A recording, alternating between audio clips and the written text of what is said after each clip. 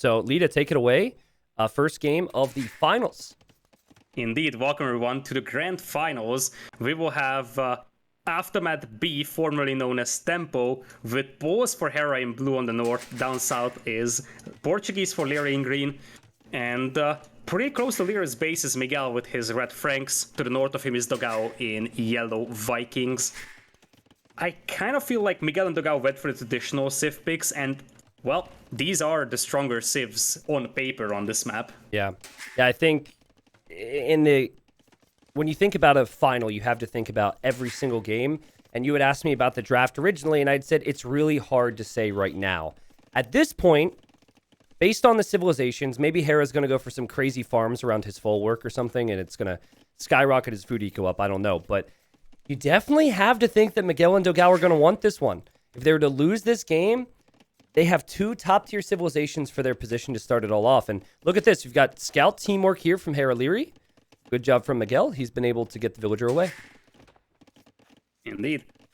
We did mention that historically in this tournament, Hera and Lyri didn't have amazing performances in Arabia, but that's also applicable to Miguel. I think in the quarterfinals they played, Miguel had an awful first game on Arabia. Then he played much, much better in the upcoming games. So we'll see what he can do in Arabia here. Under a bit of a pressure, and he lost his berries with Franks. Mm-hmm. Yeah, that's unfortunately just really common against archer play because they go spear archer. So Lyri, he has to have success with that in these finals. You look over at Hera, though. Hera, the scout player, did have some problems against the initial spearman, but still taking his berries, able to drop his farms next to the full work. So I think a better start for Hera, at least, as we see Miguel now looking for some counterattacks. And with the pause, you really need to secure yourself against those early archers at the beginning, because losing control over that forework is massive. Yeah. That's basically your economy bonus, so Sure. you really need to keep control of that. Okay, well, we'll see, and I think for Miguel, he tends to make a lot of scouts on Arabia. For now, that's a small victory there for Aftermath to deny those berries. The farms are definitely going to be good. The walls for Miguel will be good. Dogao has just been Mr. Consistent. He always is in team games, and Dogao will be completely walled up, so look for him to move out. That's a lot of scouts for Hera there, though. Hera could consider taking a fight there. He could. He doesn't have a single upgrade on those, but nonetheless, trading scouts to archers is probably pretty valuable, especially because Dogao has a very strong eco with Vikings, so he will probably soon click up, and you prefer to destroy those archers before they turn into crossbows. Yeah, now, Dogao could send his archers over to save Miguel, but Miguel's already taken damage, so they're kind of giving up on that. Instead, he's sending his archers forward, and they're going to have a little 2v1 at Hera's base. Now, Hera, he's no stranger of this. He's making additional scouts, and he's figuring the farms around the pole's full work are going to kind of pay for this. It's a risky spot to invest in the farms, though, as you see the scouts and the archers and the spearmen coming in. I think Hera could have some big problems here. He could. He's mining stone, so he's doing the Polish thing, not mining gold for casting, just mining stone. This also allows him to be going for a couple of stone walls pretty easily, but as you said, this is problems for Hera. Mm-hmm.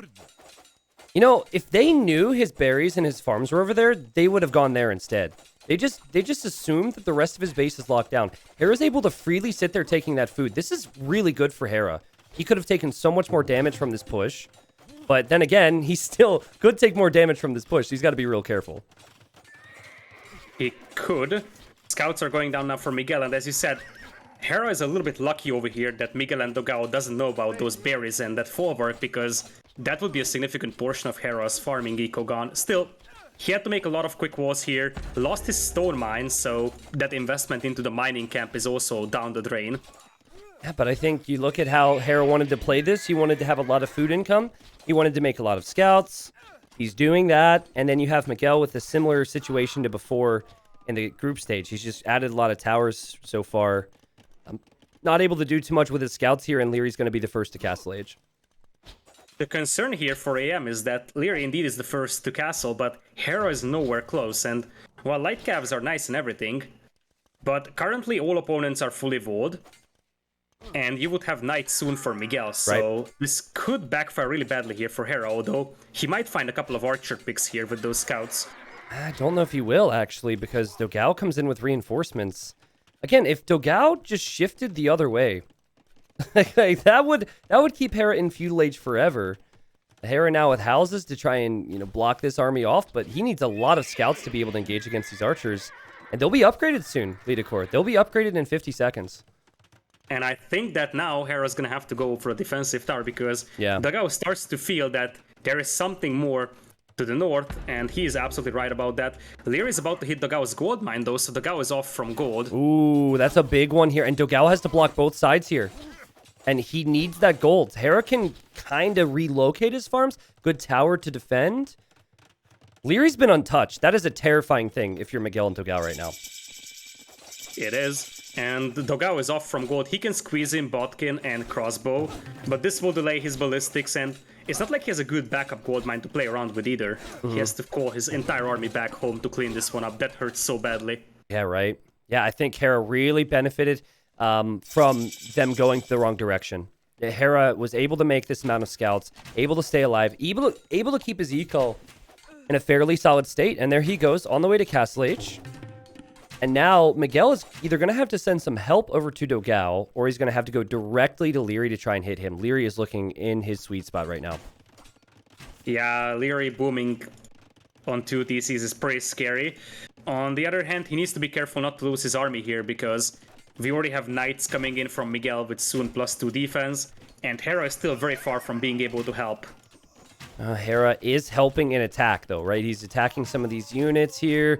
Dogao now distracted on this wood line. Great damage control. I would have lost a lot more villagers here. Leary with Portuguese sitting at home. Obviously isn't going to have the economy that really competes with Dogao's economy, but Leary's got crazy army numbers right now. 29 crossbows. I think Miguel needs to take a good fight against these crossbows before Leary can meet up with his group at home. He's going to try and do that now. And indeed, he does. There is some knights trickling in, so this could easily turn into a trap, though, for Leary. There is no ballistics, though, for Dogao, and microing against Leary without ballistics is just a nightmare. Right. Well, having +2 will be huge here. I think it's all about value. You are always going to lose this fight if you're Hera and you're Leary, but it's about what amount of time it's going to give you. And so I think they'll be very happy with this. Leary was able to send his whole other army across the map. Granted, it's a little risky. But yeah, this will get dealt with. But Hera's now has not been punished at all. Hera can sit at home. And full control for the Aftermath players now. Indeed, and a castle for Hera. Oh boy, he wants to spam the knights. He just needs the unique upgrade. Yo, this is pretty crazy to start off a final this way. And the entire day, I've just had people asking me, why no pulls? Why no pulls? I'm like, pulls are bad. Hera's going to show us what he can do with the unique tech. Do you think he's going to be able to field that many more knights after getting that unique tech, though? I mean, it's 500 food, 300 gold. He can't afford that right now. Yeah, and he's playing 1 TC, 53 villagers, 3 stables, though. That's my main problem. Yeah. Like, with such a discount, 3 stables might work out, but I feel like he's going to be set back very heavily economically. So if this Night Flood doesn't work out, his eco is going to be a disaster. And there's an overchop on the left side. Whoa, there is an overchop on the left side. He gets the tech. And let's see if he reacts to this. Hera, of course, is going to be looking at some other things. And, oh boy. So now he's 1 TC against 3 TCs when compared to Miguel. And he's losing villagers. And he's off of gold. Yeah, being off from gold hurts the most for him. He still has a gold trickle thanks to the stone mining, but Polish knights are cheap in gold cost, but not that cheap. Yeah.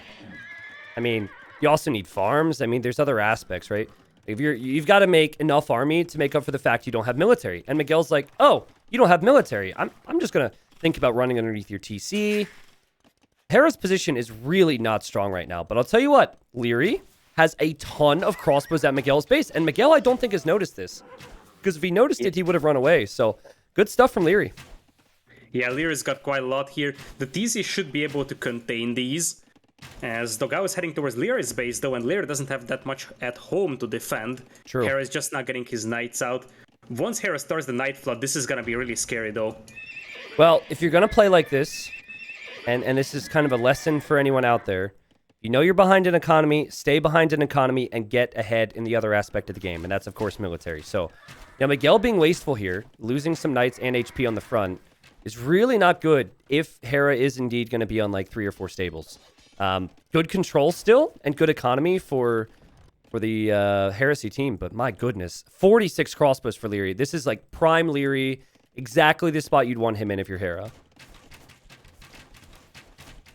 So, looking at the ecos, that's actually heavily in the favor of Heresy, and Leary was able to idle some of Miguel's eco, but he wasn't able to kill that many vills. Whereas on the other side, there is a lot more damage done by Dogao with those crossbows now.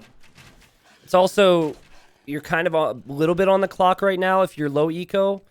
So if you're dealing with stuff in your own base, it just puts more and more pressure for you to clear that up and then kill the enemy. I mean, Hera's going all in here. This is the way you'd have to play it. I'd like to see an extra full work or two. He currently has 18 knights, but there are 21 for Miguel. So it still seems like the eco is just so important.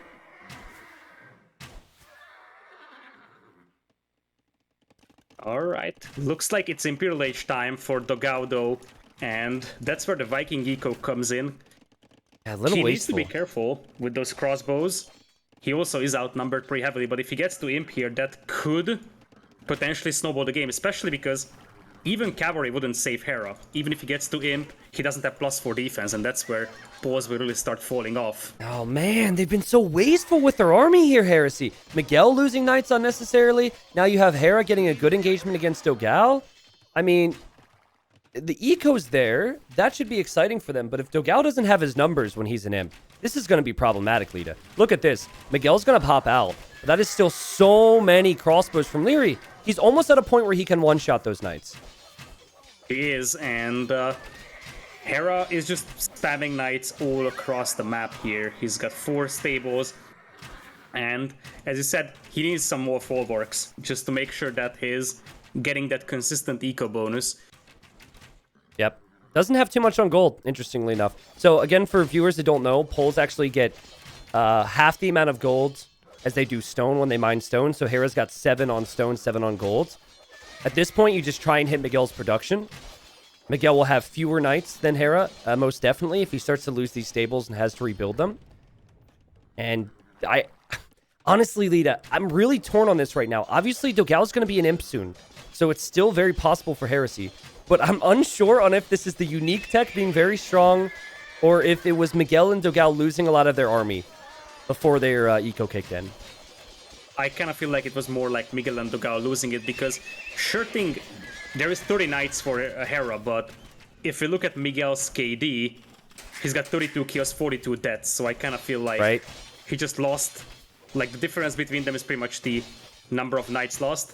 The TC is gonna be gone for Miguel just before Wheelbarrow finishes.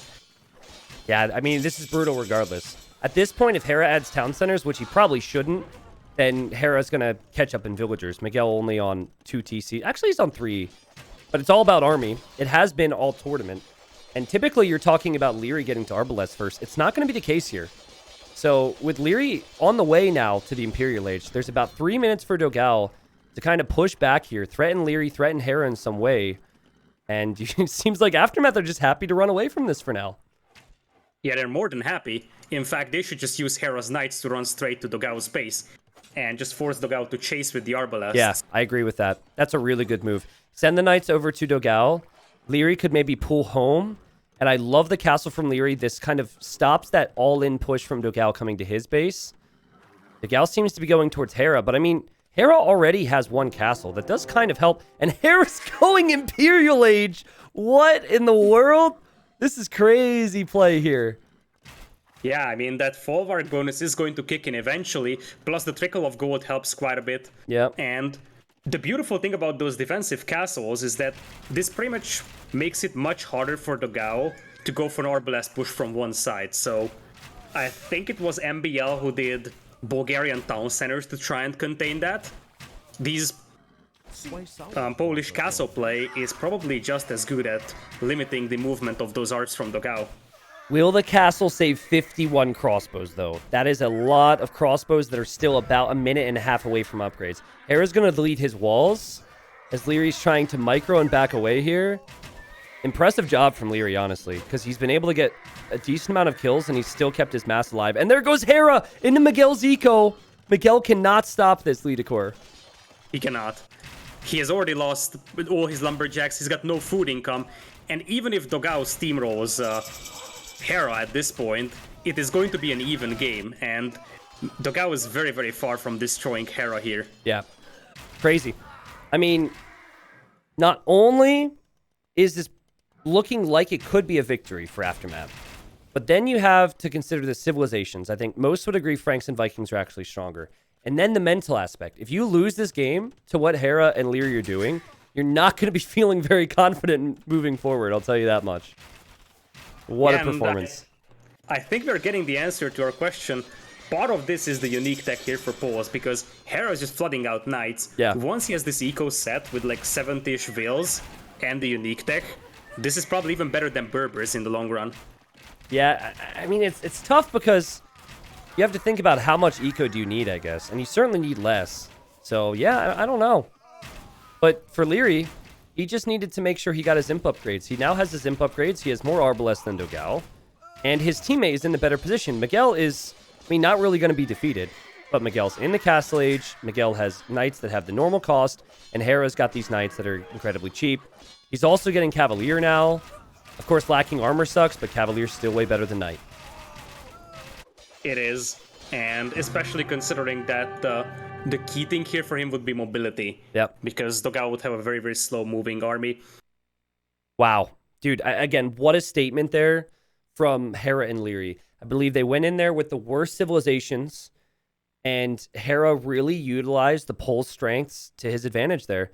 To me, though, maybe some first game finals rust or nerves, because I thought Dogao was wasteful with his crossbows, and I thought Miguel was wasteful with his knights. There was a point where they each had like 15 or 20 villagers over the opponent, and they continued to take bad fights. You're not going to win the final that way. Exactly.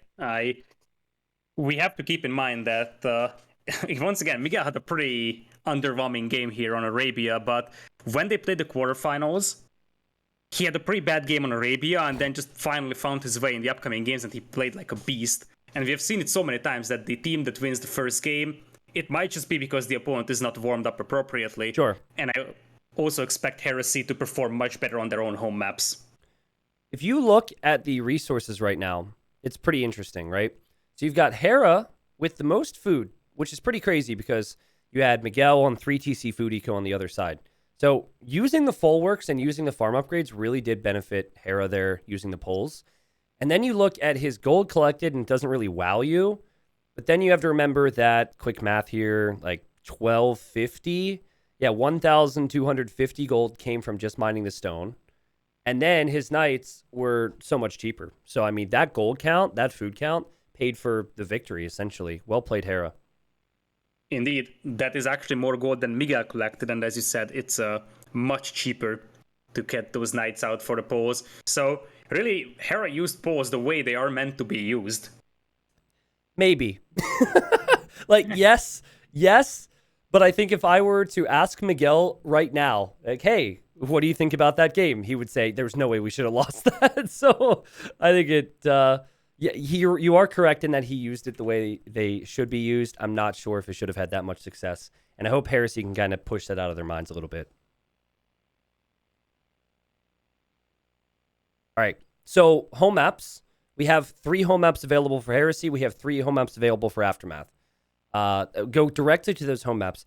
Elita, what was so interesting about Heresy's semifinal was how it went back and forth. You had game 1 Arabia victory for them, and then it was Suomi home map, Heresy home map, and it just continued like that. You didn't see a single loss in the home maps. So you have to expect that Heresy is going to be strong on their home maps here. We've got Cape of Storms, Forest Pond, and Rockslide. Any map you think that Heresy maybe excelled in compared to some of the other ones? Oh, it's hard to say, especially because it was a long day, so I probably forgot the majority of what happened. I think they won their Cape of Storms game, right? Against Suomi. Cape of Storms, yes, they did. Yep. Yeah, I can see that working, but it's rough because Aftermath loves that map. Hera and Leary just thrive in that so much. Mm-hmm. So it's a little bit dangerous to go for that over here. I kind of feel like a slower pace map like Forest Pond or Rockslide could work out slightly better. But Rockslide is also tricky because sometimes it turns into two 1v1s, Yeah. and that should be favoring Hera and Leary. So maybe Forest Pond is your best bet. Yeah. By the way, on the draft, if you just look at the order and the prioritization of the civilizations, that is killer. Pick 1 was Vikings. They just lost with Vikings. Pick 3 was Franks. So considering Ethiopians was sniped, their 2 best civilizations, their 2 most prioritized civilizations, they just lost to Poles and Portuguese with. That is really bad. And Poles were the final pick. I didn't even think Hera would play with them. I thought it'd just be picked, so the viewers would be like, oh, Poles, oh my God. And then, we wouldn't see him, but there we go.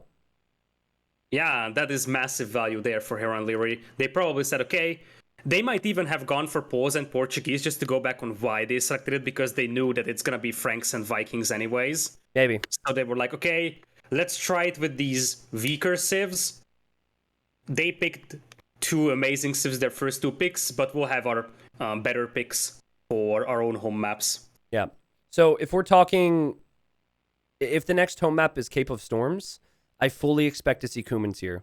I think that this is a prime position with the draft setup to go for a civ which can be successful, but not necessarily the best civ for someone else's home map. And they picked Kumans really early. So I think since Kuman archery ranges are so cheap now, I believe there's some really strong belief on Hera and Leary's side that if you pick Kumans and you make 3 archery ranges versus 2, you're going to dominate there. So maybe something like Kumans combined with...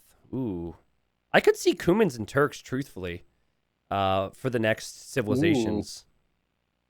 Turks is a very underrated pick for that map. That extra pierce armor is really helpful for the cavalry. They probably expect Heresy to go for Huns in that pocket for Cape of Storms. What else do they have? Khmer, not so much. Yeah, I can see Turks being useful there. Maybe Indians is the alternative. Yep, Indians could work. And on the bright side, there's civs that kind of have struggled in some other situations and other maps. So, but, it's hard to speculate when there's, 25 civs that haven't been played yet based on the draft. So, we'll see. We'll find out soon enough as Game 2 is going to start off. I kind of felt like Game 1 was a little lackluster compared to what I was expecting here. Yeah, I was hoping for a little bit more, but, well, off to a slow start. Let's see what Heresy can do against AM in the second one. Okay, so Lita, what was your favorite game so far today? I know it's hard to remember them all, but we had a lot of good games today. I wanted to ask you that. I would probably say either the Vietnam Strategy B, so Bad Boy and Song Song versus AM, first game, Arabia, or the Gold Rush game from the Heresy versus Suomi set. Yep. Yeah, those were my top 2 as well, in that exact order. I think Game 1 from semifinal number 2 was insane. And then I also think that I think the most important game was probably Game 7 between Suomi and Heresy. Not only was the game incredible, but everything was on the line. But yeah, we had some good ones. Yeah, I kind of feel like the amazing thing in the Suomi versus Heresy final game was how close that castle came for. I think it was Dogao dropping that. And how much it influenced the game after. It was just a nail biter, especially in the final game of a very much back and forth set. Mm-hmm. All right, well, we'll see what happens in this next game. We are assuming an awful lot, and I think it would be unfair to viewers' brains at this point and unfair to us to try and say what would happen on every single home map for Heresy. They're 3 very different maps. So I guess as we haven't heard word yet for the next game, did you have a favorite map that you've seen so far in this tournament? It's hard to say. In theory, we have a game. Let's hope that D complies. Okay. Are you still getting updates from Lord Patito on that? Yes. Okay. All right. And in theory, we have a game, but D says it's not spectatable. It shows up on AoE2.net, which means that it is set for spectatable. Makes me wonder if it's a a bugged villager restart or something like that. Okay, cool. I'm just awaiting updates. I just wanted to ask you, my favorite map in the tournament, to answer the question that I asked you because I'm boring. I'll just answer the question myself. Has probably been... Okay, I think Rockslide has been a refreshing map. I was expecting Rockslide to be worse. I did not like Rockslide in 1v1s. I still really don't. It's a little bit one-dimensional, but I felt it's many-dimensional, I guess, in 2v2. So that's been a refreshing change. And then I guess it's kind of hard for me to pick a second favorite map. I think Hidden Treasures was pretty cool, though. It's a shame we're not going to have that for the finals. Yeah, that was very rarely played. It looks like it was a little too passive. Yeah. For the players. Yeah, definitely not something that you would want Hera and Leary to play on if you're rooting for them. Hera, Leary banned that one, so kind of expected. They're very fast players. It's more of a slower map. I was a little surprised to see Heresy ban Riverbelt, but I don't think there's that many maps in the tournament, so they kind of had to ban one in the first place. So anyways, to everyone who absolutely loves live games, this is... Yeah, this is... Woo! This is why we do Rex. Yeah. I mean, unfortunately... So I'm sure you're probably hearing back from your admin, but it's just not the easiest to really know when they get into the game, you know? So I'm working on my end, Lita. I do not see anything. Yeah, we are trying to figure out why D is not willing to cooperate. Okay. Yeah, I see you posted it. You said in theory. It says failed to start observing match. This match is not observable. Okay, so based on that, they started the game and it for some reason didn't allow spectators. So I think they have that's to. awkward. Yeah. Because it shows up on AOE2.net, and if it has spectators disabled, it shouldn't show up, I believe. Yeah. Thanks to E. But you know what we can do? We can act like we're watching the game right now. Oh my god, Lidacor, did you see the scouts on the berries from Leary? No, I didn't. Yeah, it's crazy. And 3 villagers are down. Leary's clearly tilted. What do you think about Hera's counterattack? Well, I wish I would see more of that.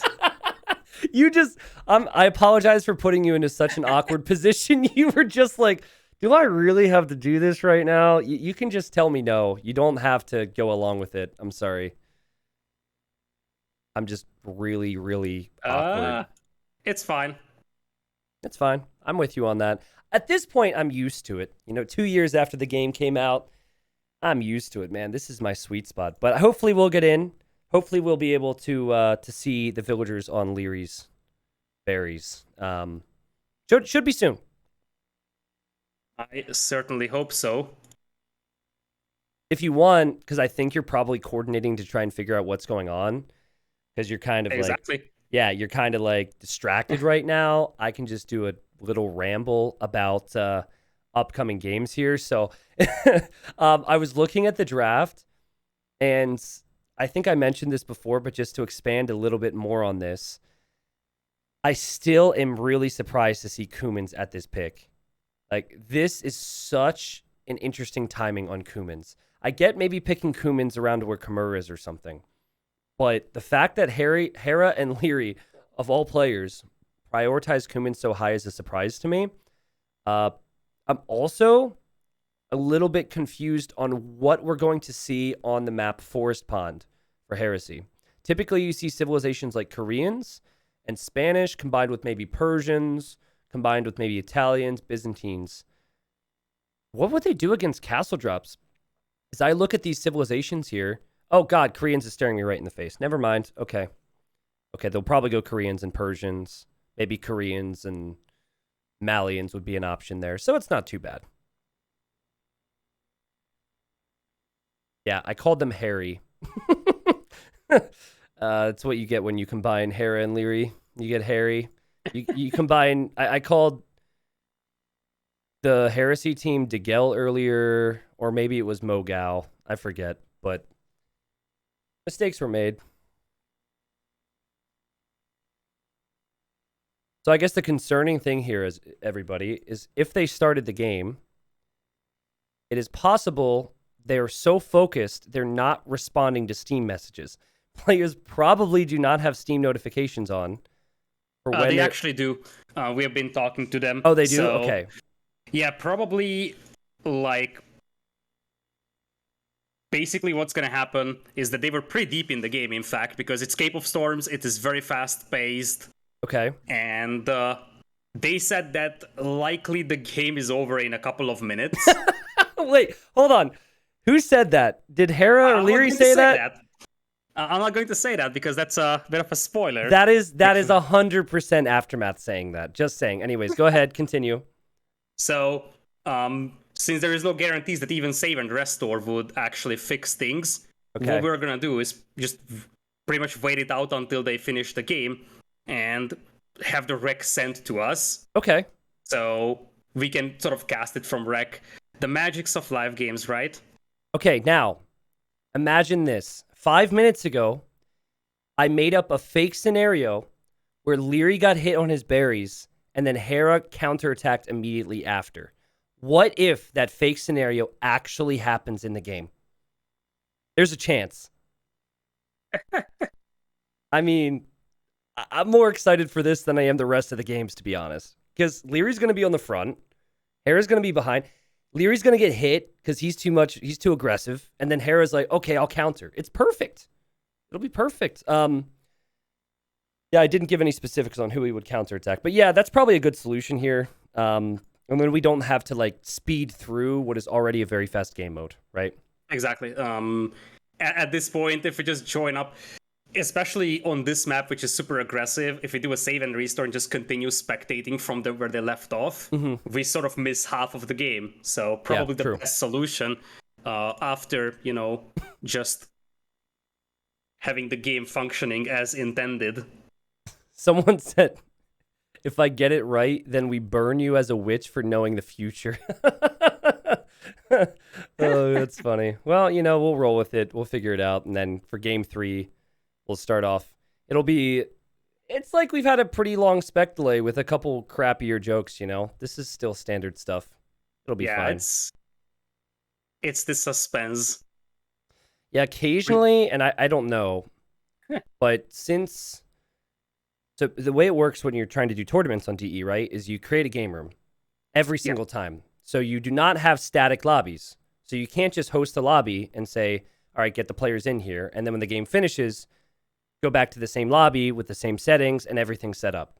For some reason, 2 years after the games come out, we're still regressed and we don't have static lobbies. So unfortunately what happens is the players have to recreate a game room. And sometimes the settings don't stay the same. Like, they will assume it will, because sometimes it does. And they probably didn't select spectating or something weird like that.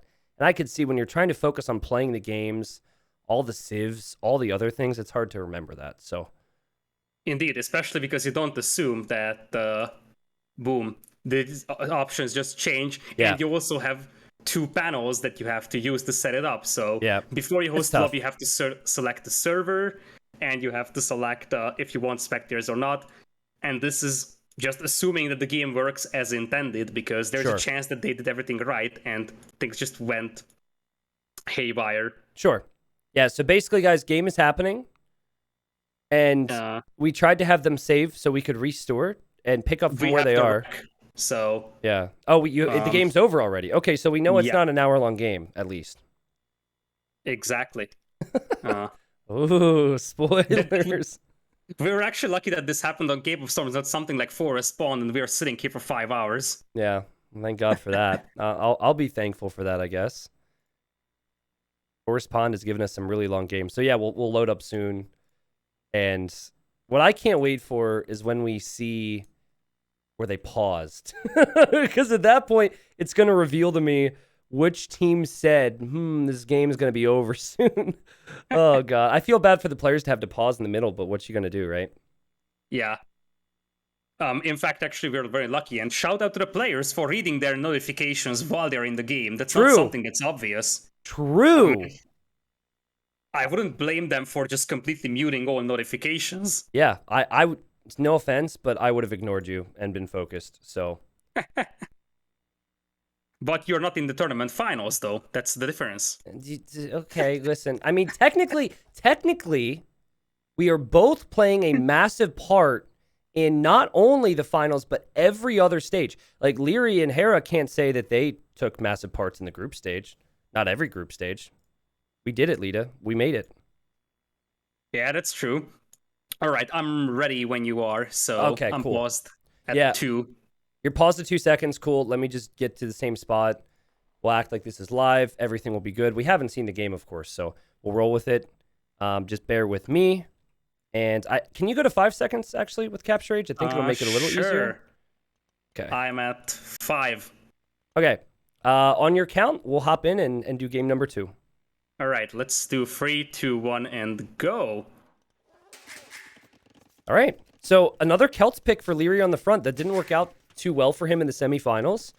No surprise that Hera is behind him, and he's playing as the Burmese. Again, a little bit of a shocker with the Civs.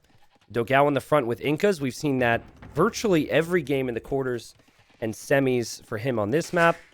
Miguel with Mongols, Lita. Apparently, we're going to see a lot of death early. And he's going for the hunt, so that's now the second best thing you can probably do after hunts on this map. Just go full hunt. I think the Finns even had their cavalry player going for the hunt of the archer player as well, just for maximum efficiency.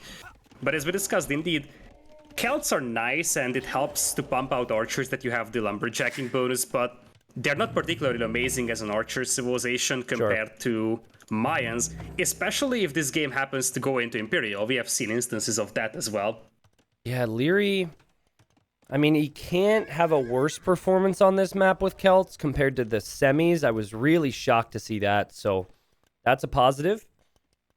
And this is where you start to see all those armies in the middle, and this can snowball really quick. Losing one scout, losing one archer can mean you're down 1, then down 2, then down 3. Game does not tend to go on for very long, and early aggression from Miguel and Dogao. Indeed, here they come. Hera is investing a little bit into his fishing eco, but that also means that he's not getting the upgrades just yet. Dogao already has +1 defense coming in for him. All right. Well, so far so good for Brazil in terms of the pressure, but they do not have the military numbers yet. I mean, it's just a difference here or there. Now it's tied, kind of hard to tell. But I do like the fishing approach from Hera. I think him being a little bit faster to that is going to make a difference in about 1 or 2 minutes. True. We will have a dock as well from Miguel eventually. For now, Miguel is more than happy to take his hunt with the Mongols. And as you said, this can snowball really fast. So even these small micro wars that we're seeing right now could eventually be extremely important. Yeah, these colors are confusing me. They flip-flop the colors on both sides, but it's not looking too good right now for Aftermath. Good pressure here and good micro from Dogao and Miguel. Indeed, very, very good damage in this one, and Leary is forced to make a defensive tower on his gold mine. As you said, he currently has no archers out here. Okay, so this is probably where we started to contact them, saying, hey, can we please see what's going on with your game? Leary has, again, just not played Celts well here or had any success with them, at least. So far, it is a slight villager lead for Miguel and Dogao, but Dogao is already on triple ranges, whereas Leary is only on 2, so this will just make it even harder for Leary to come back into this one and sort of even out the archer numbers. Also, the scout numbers looking better for Miguel. I do see Hera going for the counterattack. I was wrong on the berries with my earlier prediction, which is pretty sad, but Hera's counterattack could be of some value. He gets an eagle kill. He's also going to attack the scouts there. So some good ways to maybe even out the numbers. Hera doesn't have bloodlines though, so this fight is not great. Okay, there is the discussion. All right, sounds good. I like how Dogao and Miguel didn't say to them that they thought they were going to win this pretty easily, but clearly they said to the admins, hey, we're going to finish this off easily. So let's see if they can actually do that. An army of skirms in a team game is just so bad. Leary's going to lose all of these things to the scouts. And even the spearmen won't help that much because those scouts are going to be fully upgraded in a moment. And that's a lot of resources down the drain as well for Leary. Right. Yeah, down go the skirmishers. maybe a good example to viewers at home as to why you don't ever want to fall into that type of a position in a team game. And looks like Hera has some stuff to deal with at his base, lost a villager or two, but does have a lot of scouts there. He just has to send them forward. Indeed, he needs to. 10 scouts versus 10 scouts. Castle Age on the way though for Dogao, and Leary is not even remotely close. So if Dogao keeps those archers alive, then I think this will snowball out of control for Heresy. Listen, Leary is incredible when it comes to that archer role, but from what I've seen on this map in the semis and the finals, this is definitely not a map that he prefers. I mean, that early pressure that he tends to be so good at has actually been what's been hurting him when he plays on this map. And Hera now realizing the situation, knowing they have to dive, trying to get in close enough, but great teamwork from Miguel and Dogal's. Miguel's always providing that little bit of a buffer. And there's the hunt as well for Miguel, taking his teammates' hunt, just sustaining that Mongol eco bonus as long as possible. Hera tries to dive in. Oh, that's gonna be close. Oh, what's happening here? Look at that trap. What? That's a perfect trap. Well, I think Hera can run away, right? Oh, Yeah. it was so close. Yeah, there's still that gap there. Good luck trying to trap someone in this weird maze of trees. I mean, Leary is now on Dogal's gold. They've certainly made it awkward here. Miguel and Dogal, they're going to obviously push when Dogal's up, but they're going to have to track that down. And crossbows are heading straight towards Hera's base, though that's what could snowball this one very easily, because Leary is mostly skirms, so really the main target should be Hera, but there's a lot of scouts coming in here, and Dogal's gonna lose a lot here. Yeah, he's also off of gold, so now he cannot make archers. He can't get ballistics. There's a lot he can't do. Miguel will help with that, but Hera now taking losses, and yeah, unfortunately, kind of looks like he's Khmer, so people might get excited, like, hey, hop inside the houses. Can't do that. GG, was a fast game. Hera Leary really not doing too well in Cape of Storms lately, and we have a 1-1. Yeah, we do. It's very interesting because this used to be one of their favorite maps to play in the entire, not just previously in the tournament, but also previous tournaments as well, like Tupos. This map was actually in Empire Wars Duel 1 as well, and this was always their first pick because it's so open, so aggressive that you would think it fits their style perfectly. Mm-hmm. Yeah, I don't know. I think that's maybe a question we could ask after the tournament. Why do Hera and Leary seem to not do too well in this anymore compared to other teams? But again, we still haven't seen the real powerhouse civilizations for Aftermath. Game 1 was Poles and Portuguese. Game 2 was Celts and Burmese. So they didn't prioritize it with strong civ picks. I think Heresy will be mindful of that. Of course, they'll take the victory, but it's all tied up. And now we'll see an Aftermath home map with probably some strong civs. And it's live. Indeed, it's going to be live, so we have to pray to the AoE gods for this one to work. But let's hope everything works as intended now. So we're going to one of the home maps for Aftermath over here. Golden Pit, Kawasan, or Atacama. How do you feel? Which map should AM choose here? I mean, have they lost a game on Atacama yet? I don't think so. I think Atacama probably suits them a little more than it would Heresy. Kawasan, I think Dogal's been insane there. I also think Golden Pit, Heresy's been very strong. So yeah, it's not as if Heresy sucks on Atacama, but if I were, the coach of Aftermath and they asked me and I declined, I would say go Atacama. Yeah, I can see that. That feels like their most confident map right now, especially because Kawasan, that didn't feel that super strong for Hera and Leary, if you remember. They played this against Bad Boy and Song Song, and they ended up winning, but it wasn't that convincing as compared to, let's say, Atacama. Yeah, we'll see. I want to look at the civs now. So we'll cross off the civs that were used. Again, you look at where the civilizations were picked for Hera and Leary. I mean, there's no real... They're not going to lose any sleep over their final picks being losses there, especially considering the score is 1-1. But on that map, we could see Cumans again. I remember Hera picked Cumans in the previous set. Cumans, maybe Vietnamese. I'd really like that. Cumans, Vietnamese, maybe even like Indians and Vietnamese, Indians, Tatars. Could be strong. Yes, we have a game, so 1 minute spec delay remaining, and we're going to Golden Pit, so... Okay.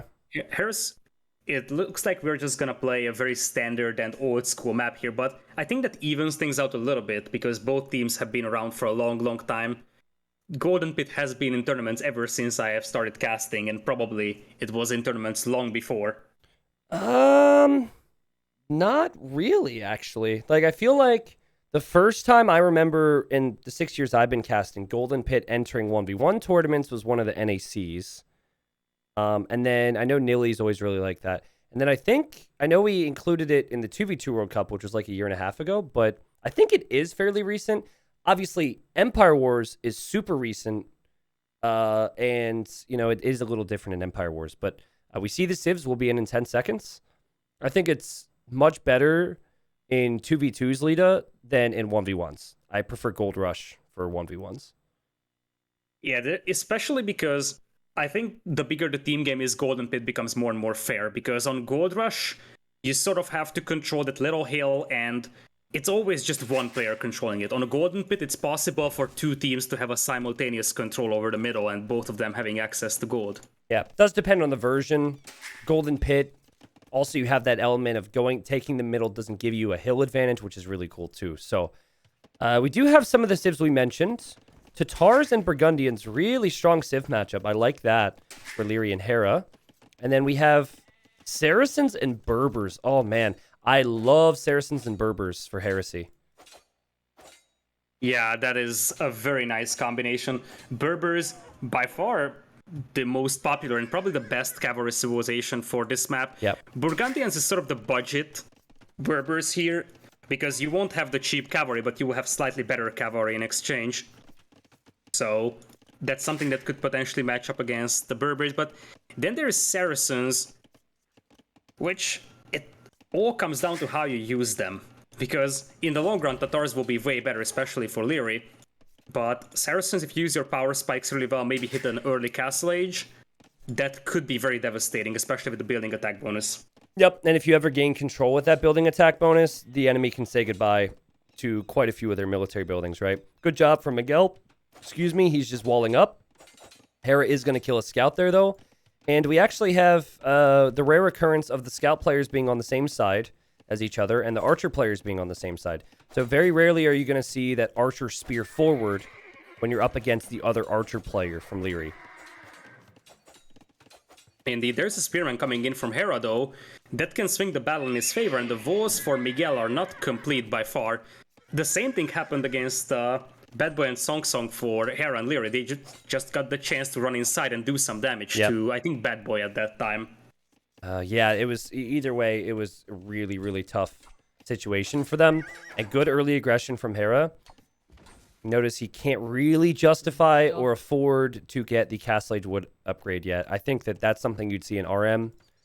But in Empire Wars, it's all about saving the resources. And really good job from Miguel to defend there. Didn't lose a Vil. Was able to get the walls down. You have the exact same for the archer players. And you actually do have some movement with Dogal sending 3 archers forward. Yeah, Dogal will just bump into walls here, though. Leary is gonna have all the walls up. And Leary is actually making a mining camp on the second gold mine. That's a little bit awkward. Yeah, not too in the bad. long run. Yep, not too bad. Sorry, go ahead. Yeah, in the long run, it's completely fine. It's just a little bit surprising that he's already started to take his second gold. Mm-hmm. And just a sign of things to come, possibly, as Dogal clicks up at the same time as Leary. Now, what's interesting about this to me, Lita, is I think only Tatars can compete with this Castle Age uptime because of the sheep bonus. If you didn't have the additional food on the sheep with Tatars in these settings, you would have to wait for the farms to kick in. You would have to farm a lot more. So Leary's uptime being similar to the Saracen player when the Saracen player had to use the market is pretty sick. And we're going to see some amazing fights between these two. Dogal will go for a super aggressive castle issue. He's mining stone, which means he will use the market very heavily. Mm-hmm. Maybe even go 4 ranges. He might be able to do that with the market usage here. But he will need something against the thumb ring of his opponent. I think... Well, he's going to think that he's faster to Castle Age. And then when he realizes he's not faster to Castle Age, then he's probably going to try and rush Thumb Ring. But it is really an expensive upgrade, especially when you need Ballistic. So I think this is just going to give Leary the confidence he needs. Hera did produce a few more scouts, I think, than Miguel. But Miguel is going to be up at a similar time And Miguel is the cheaper Knights, but Hera does get Cavalier available in Castle Age. He does. It takes some time for him to research, so early numbers will be in the favor of Miguel. The interesting thing with Tatars here on this map is that oftentimes you see cavalry players just going full knights in castle, and then the archer player hitting imp there's with a hole. Arbalest. There's a hole. There's a hole next to the wood line, and that is boy. inexcusable for a final. Oh, Dogao. Oh, Jeez, man. that's just disaster, and that's just when Leary reaches Castle Age, so even though he doesn't have crossbowman, he already has Thumbring, and oh, that's a disaster. He has to call off his entire attack. He's off from gold. Oh my goodness, that might even be a game-losing move there. Yeah, I mean, you have to come back to deal with this, which means you have no momentum whatsoever. You're automatically behind due to Thumbring. You're now behind an eco. I mean, it also would tilt you massively. I would be really frustrated. And then you have to tell your teammate, Miguel, like, hey, buddy, it's not looking good over here. This is just going to be tough to come back from. Leary and Hera typically are not players who are going to allow you to come back from such positions. Indeed. As still the eco inefficiency shows like he's gonna have a tough time getting wood. He's lost 6 villagers. And now there's Leary, who has been untouched the whole time. Yep. I think Dogao is kind of lucky here that Leary went for TC first and only University after, so neither of the players have ballistics just yet. Well, I mean, he's lucky for now. He'll survive longer, but he'll be dead even more later on. Like, he'll be deader, if that's a word. I know it's not, but Leary's still making use of Thumbring, still winning the fight. The hole's still there. Hera just shows up with scouts. I mean, that means with 35 vills versus 42, there's going to be a 15 or 20 vill lead for Leary in the near future. Good luck, Dogao. I think, I mean, you fight on here. Hope Miguel can do something, but it's kind of over, man. Yeah, especially because both of the AM players are votes, so his knights won't be able to do that much. And I love how Hera is just sending in his scouts here. It's not like it's a massive combat force, but if you can get 1 or 2 villager kills for their price, then that's great value. Yep. Yeah, 2 TCs is a little surprising from Leary, but I think because of his position, he's able to be greedy like that. Also, he clearly didn't need ballistics. So he's done very well without ballistics. Maybe he just figured that the enemy wouldn't have ballistics, so he says, you know, I can finally micro a little bit more. Yeah, no wood now for Dogao. This is rough. Yeah, Leary already has crossbows behind that wood line over there, and I mean, the initial group of crossbows that went into the base of Dogao is still there, and I already see Miguel's name crossed out. Yep. Wow, GG. Yeah, I mean, the thing is, Dogao was level with Leary at that point. He had similar uptime. He even had similar numbers. He was actually very close to those archers, but he assumed I'm walled, so I can leave. He wasn't walled, and one single tile leads to the GG. Again, that's going to hurt, right? You have Berbers, which we both think is the best knight civilization available for them. You now lose with Berbers. Plus, there's that your mentality might be shaken up a little bit after that loss. Heresy fighting a lot of uphill battles, despite it only being a 2-1 situation right now. Indeed, it's not easy for them right now. On the positive side of things, it might be easier mentally to handle this type of a defeat compared to, let's say, playing a 2.5 hours long game, which you end up losing. You might say, okay, it was a mistake, let's go on. Obviously, it's a way too easy loss for a best of 7 grand finals, and this might bite them back. Yep, we'll see. You know, Hera and Leary, we won't get to see their home maps. They're going to have to respond on one of the home maps for Heresy. They have Forest Pond and Rockslide. That will be one of the upcoming maps. Just feels to me like Aftermath, they've got good civs saved up. They've got momentum. They seem to be making all the proper decisions. They're probably feeling really comfortable with their position right now. Indeed. It looks like we're playing a Rockslide next. So Okay. Heresy goes for a slower paced one. Melee is an intriguing option over here, although it was somewhat unpopular. I remember against the quarterfinal opponents of Heresy, they played Aztecs here. Yeah. And that failed. Yep. That was against Dalton Slam, right? If I'm not mistaken. Yep. It was against Tatars and Cumans, but we won't see Tatars and Cumans this time because Hera just used, or Leary just used Tatars. Okay. So, shall we speculate? I'll cross off the civs here. Is there anything that jumps out at you that we might see in terms of civs for Aftermath and Heresy? As I said, I kind of feel like Malay is a very intriguing option over Sure. here. You can maybe think about something like Slavs, because this game has the potential to go very late, and Slavs could be nice. Mali is an interesting option because you could afford a dock and a stable or so. Mm-hmm. And Maligans would be a pretty nice combination with Malay. On the other side, Aftermath had Portuguese used on Arabia, which could have been an amazing civ here for archers and even caravels. So Cumans is a legit idea, I think. Especially now that the other place where I could imagine Cumans being used is Atacama. So Okay. Yeah. either here or Atacama. And then Cumans could be your archer civ one that maybe play Indians. Byzantines could be an interesting option. Then you play Cuman cavalry and Byzantine archers. But I think they're saving Byzantines for Forest Pond. I like Italians. Yeah, I like Italians. Because Byzantines, like you said, probably fit Forest Pond. So maybe pick Italians, go archers, go water. Can kind of do either. Only question is what Cav civ you might see. I mean, Hera might go for Turks. I do like Cumans, but it's weird to me that Hera would try and go for the second TC like Doubt has done before. And also to have Cumans picked second when it's not one of your home maps. I don't know. It's a little tricky. But, Yeah, I feel like lots of speculation. they have something of an idea for the Cumans here. So something other than just saying, okay, this is going to be a cavalry civ for one of the maps. I feel like they have a pretty special plan for it. Otherwise, that wouldn't justify picking it second overall in your draft. Yeah, you'd think so. You'd think so. I hope so. But it also isn't a very Hera thing to just boom on 2 TCs. And Leary's not going to do it. So I think that... So you probably are part of the same group, but basically when the balance was announced and it was going to happen, there's a group where high-level players and some casters and whatnot can give input to try and, shift things in the right direction, not saying that devs always listen. And the Cuman change had a lot of high-level players be like, really? Like, did you really need to give them cheaper stables and cheaper archer ranges that's going to be really strong on top of their other bonuses? So I think the mindset's at least there that Cumans can be really strong just with that. Game is up, by the way, so Okay. in case you missed that, you probably want to fast forward a couple of seconds here because we're already in. I just didn't want to interrupt you, but yes. Oh, my bad. Yep. We'll be in. Indeed. And we the got discount Cumans. is pretty massive for Cumans over here, and indeed, it's debatable if it's too much of a bonus because it makes them a really intriguing Empire War civ. Hera with Cumans in blue.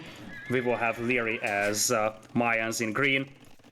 To the north is Miguel as Sicilians in red, and Huns for Dogao in yellow. How do you feel about Sicilians and Huns here? I don't think Sicilians are necessarily ideal. I don't think Huns are necessarily ideal, especially if you lose a villager to Hera Scouts and Hera. Wow, great work there.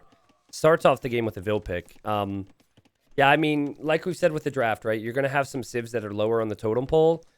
I really liked what we saw from Sicilians and Huns earlier in this tournament. Just probably a pick that's not necessarily ideal. And, oh, man, again, Hera is just all over Dogao right now. Indeed, he is. The Scouts opening is going to be tough to hand off for Dogao. I kind of feel like part of this Huns pick here for Dogao is a bit of a copy-paste from what we have seen from Slam. Slam went CA with Tatars here, and probably Dogao thought, okay, Huns might be a good idea. Sicilians is interesting on this map because oftentimes you make defensive towers on your golds, but you can only do defensive dungeons for Miguel. Yeah. Yeah, I for that reason alone, I really don't like Sicilians here. Like, that's very expensive.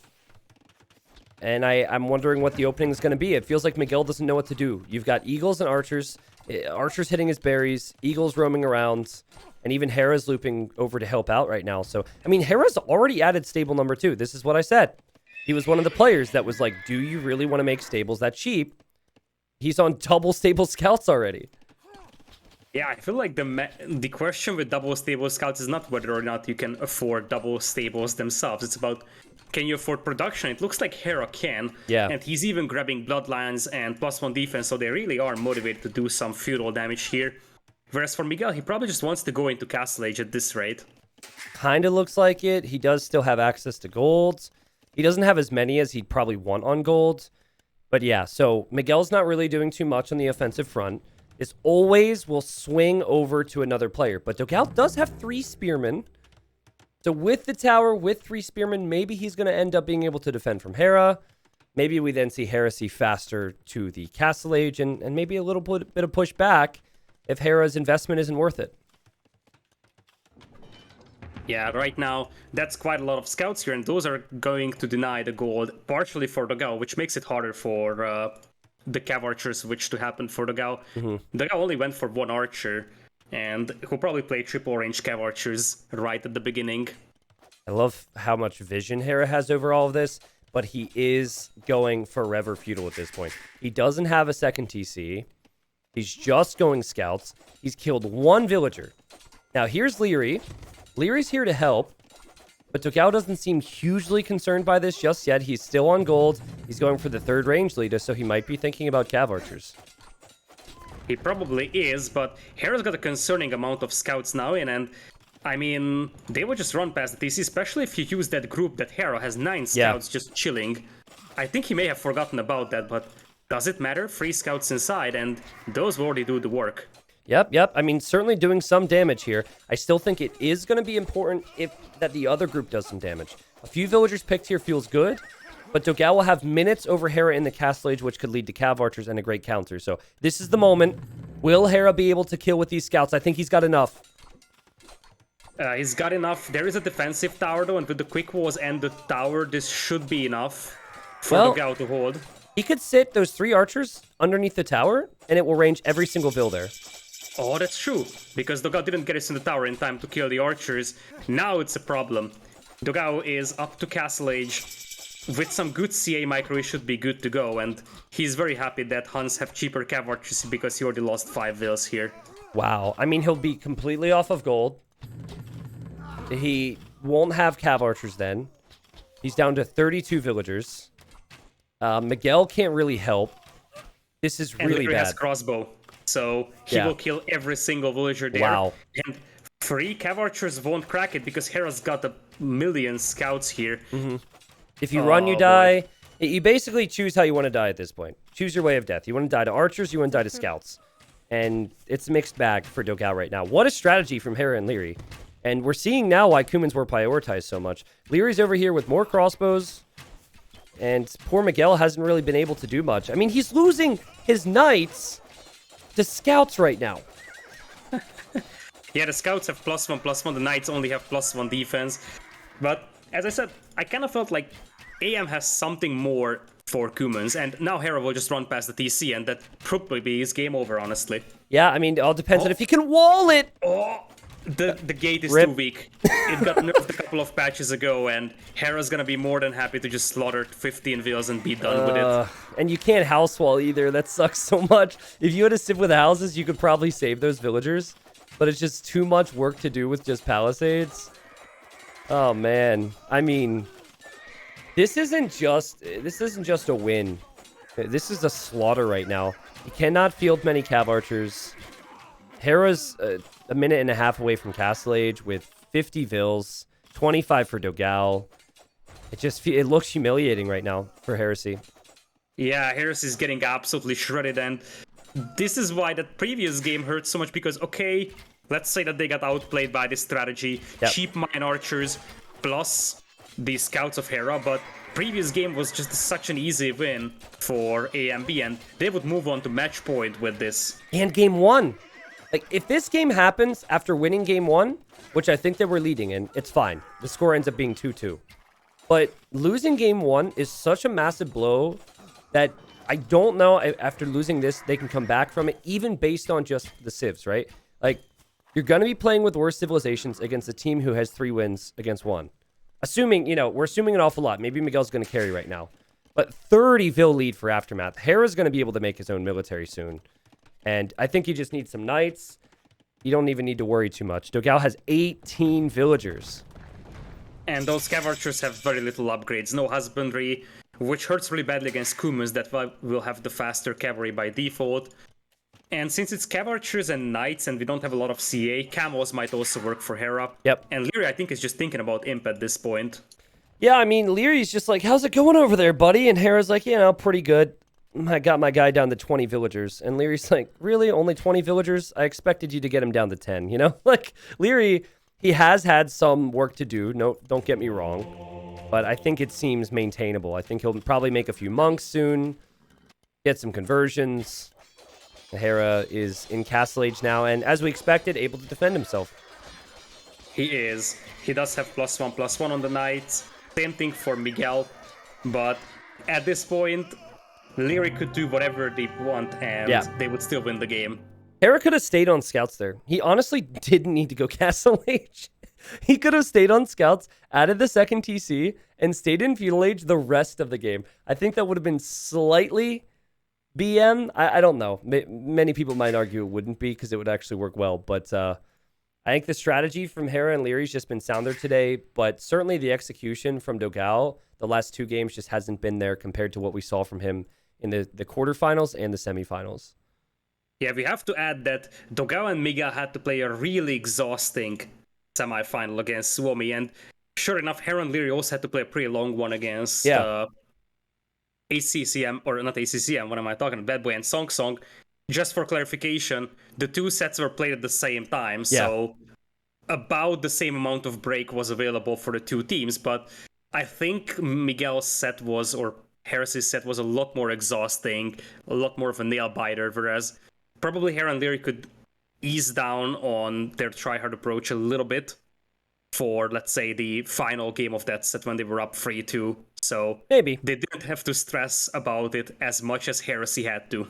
I don't see it being exhaustion too much. I just see it being all the factors kind of pointing that Heresy's going to struggle now. I mean, look at the draft.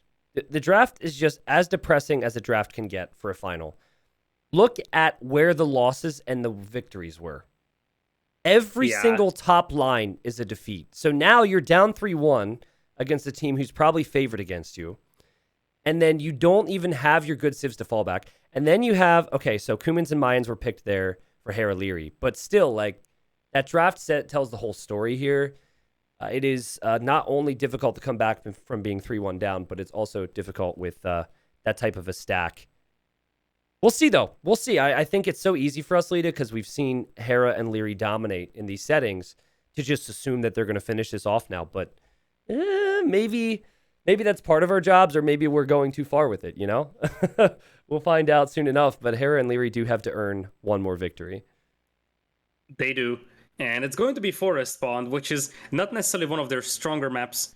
I wonder if we are going to see Turks and Byzantines the same way as we saw it for the semifinals for Aftermath. Because on the other side, I think it's probably Persians, Koreans.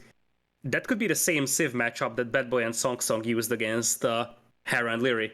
If this goes to Game 7, there's always one Civ that hasn't been played from each draft, correct? 1, 2, exactly. 3, 4, 5. So okay. You have one extra civilization. So if we see Turks and Byzantines, which I agree would be strong, then we probably don't see Spanish. So I think, like, Spanish at all if the series continues. So I guess it just depends on Hera's style, because Hera would probably play the Turks or Spanish player, and I don't know, dude. They both get Hussar. They both get Hussar. I kind of feel like Hera might prefer Turks over Spanish. I don't know. Yeah, that's what I was feeling. That Spanish is the natural safe pick here. Turks is the, okay, I'm Hera and I can do Turks because I love Hussars. Sure, yeah. Well, Hera's not the type of player to make a castle and go unique unit too much. Like, he likes stable units, right? So I think that for that reason, maybe he's not going to value Spanish as high, because he's not going to make the Conquistador. But then again, Turks don't get Paladin, and you might really want Paladin. So I think it's a toss-up. Yeah, I kind of feel like it's more about just the Spanish trade at the end. But yeah, Hera actually used the Turks very nicely. And one of the things that makes it nice is that you have the light calves that can potentially contain an early War Wagon play as well. Mm-hmm, sure. Well, in a few minutes, Lita, we'll be able to start the next game. Sounds good to me. Yes, it is. All right, cool. I assume I'm muted on Lita's end. He just said BRB, so he'll be right back. And I will just further speculate on what will happen. I haven't seen the games actually launched yet. Yeah, Hera might not like Spanish too much in 1v1s, but I'm pretty sure Hera likes to win. So I think that he's going to make the decision that's best in this team game situation here.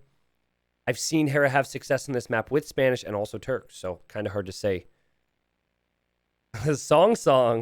Yo, what's up, Song? Great games earlier. Song, having a lot of faith in Aftermath here, everybody. I wonder why Song would have faith in Aftermath to win. Maybe a little bit of experience, right? But guys, I've had a really good time casting these games today. I am personally hoping to see some improvement from Heresy and just see them turn it around. Get one more victory and just take it one game at a time, right? No, we will not have Force Nothing after this. No Force Nothing. When will this match be on YouTube? Probably never. I don't think I'm uploading any of this tournament to YouTube. I think it'll all be VODs.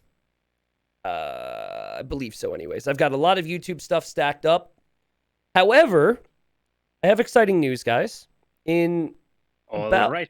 Oh, never mind. No more exciting news. Let's see. I'll have to tell you later. We have a game, so Sweet. Let's go for game number 5, which could be a decider.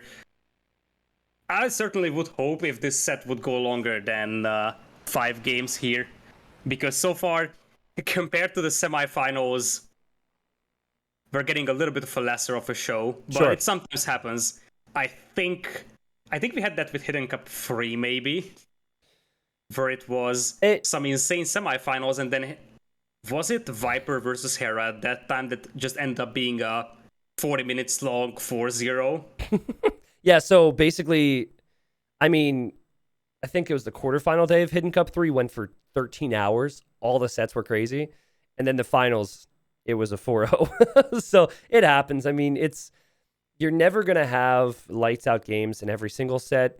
I think Empire Wars tends to be a bit snowbally as well, so it can be tougher to come back mentally. From what I've heard, Lita, from Lord Patito, they apparently started Game 5 and it crashed, so we will have to wait a little bit longer. Indeed, but we see the civilizations, Turks, Byzantines versus Persian, Koreans. Okay. We have seen this matchup already. Yeah, this is the one map that seems a little predictable in terms of civs, so most likely we'll see similar approaches in that game. I'll await their restart, but maybe Koreans going forward with a castle. I think because it's predictable, that can actually be pretty good for Heresy. Because I think the Kumans thing probably came as a surprise last game, right? I'm not sure the approach can be countered. The approach that Leary and Hera tend to take on this map always takes them to late Castle Age with a pretty solid position. Yeah, I can see that. We also don't know what the initial approach of AM would have been in the semifinals they played on this map, because maybe Hera was also thinking about unique unit play, but there was already votes from the Vietnamese team immediately, so maybe he just had to change his plans. So I think there is some flexibility here for Hera, and even if he was planning light cav at that time, maybe he could go for the surprise castle drop. As you said, he is not really the one that does it, which means that this could be a perfect surprise against Miguel and Dogao, just like the Kumans surprise in the previous game. Okay, so before we do get into this game, when it eventually starts, who is going to be the hype man when we see fire ships attacking fire ships? It's probably you. You are the hype man here. Nah, come on. I was trying to pass it off to you. I hate fires v fires. Attack fire with fire. Then you just roll it back and you repair. Attack fire with fire. Then you just repair. I hate it. Yeah. I'll do the demos. You can do the fires. No, I'll only do the Turkish cannon galleons with artillery against turtle ships. Wait a second. You're telling me that artillery applies to Turkish cannon galleons? I honestly have no idea. Wait a second. I need an answer on this. I think it does, but now that you have asked, I am not so sure. What? artillery. +2 range bombard towers, bombard cannons, cannon galleons. It does. What? And now that you mention it, Deathmatch World Cup 3, Nilly versus someone.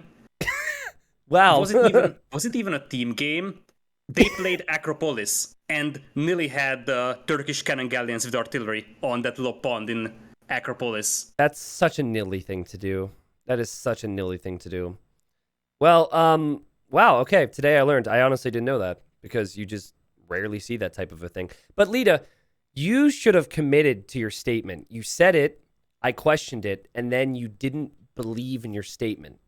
So now you look kind of just as dumb as me, maybe half. I'll take that. Well, I get used to that. My brain is like a brick, so... All right, fair enough. Well, it is what it is. I didn't have my Tech 3 cheat sheet out on my other monitor. That's my excuse. Yeah, you whipped out that description of artillery really fast. So yeah, it's my second thing on my bookmarks bar. Really? The Tech 3. Do you know what the first thing is? I have no clue. What? It's the how to turn it back to the old patch document. So all right, fair enough. Once you messaged me for that, and I answered in like 3 seconds with the link. Yep. That's because of that. I was like, okay, let me open my browser, copy paste, boom. You know what my lazy way of remembering important links are for streaming and like, you know, channel stuff, casting? I always pin it in the conversation I have with that person. So I'm pretty sure, like, I've had many conversations with Dux and Robo, and I just pin it to our conversation, which is very unorganized. But I think when I asked you, I pinned it. Oh, I didn't. Damn it. Never mind. I'm wrong. But yeah, Lita, that's funny. Anyways, no updates on if they've started the game yet. Maybe someone's crash meant they have to restart. Yep, they are about to launch. Cool. Wonderful. We are all good to go. So, how do we feel about this Turk-Byzantine versus Korean-Persian matchup? I think the biggest thing I dislike about Koreans on this map is they don't even have demo rafts. So, it's really hard to win that water battle early on without the help of your teammates. Okay, it is a little weird to me to see Hera choose Turks just because Spanish was available and that trade can be really important. However,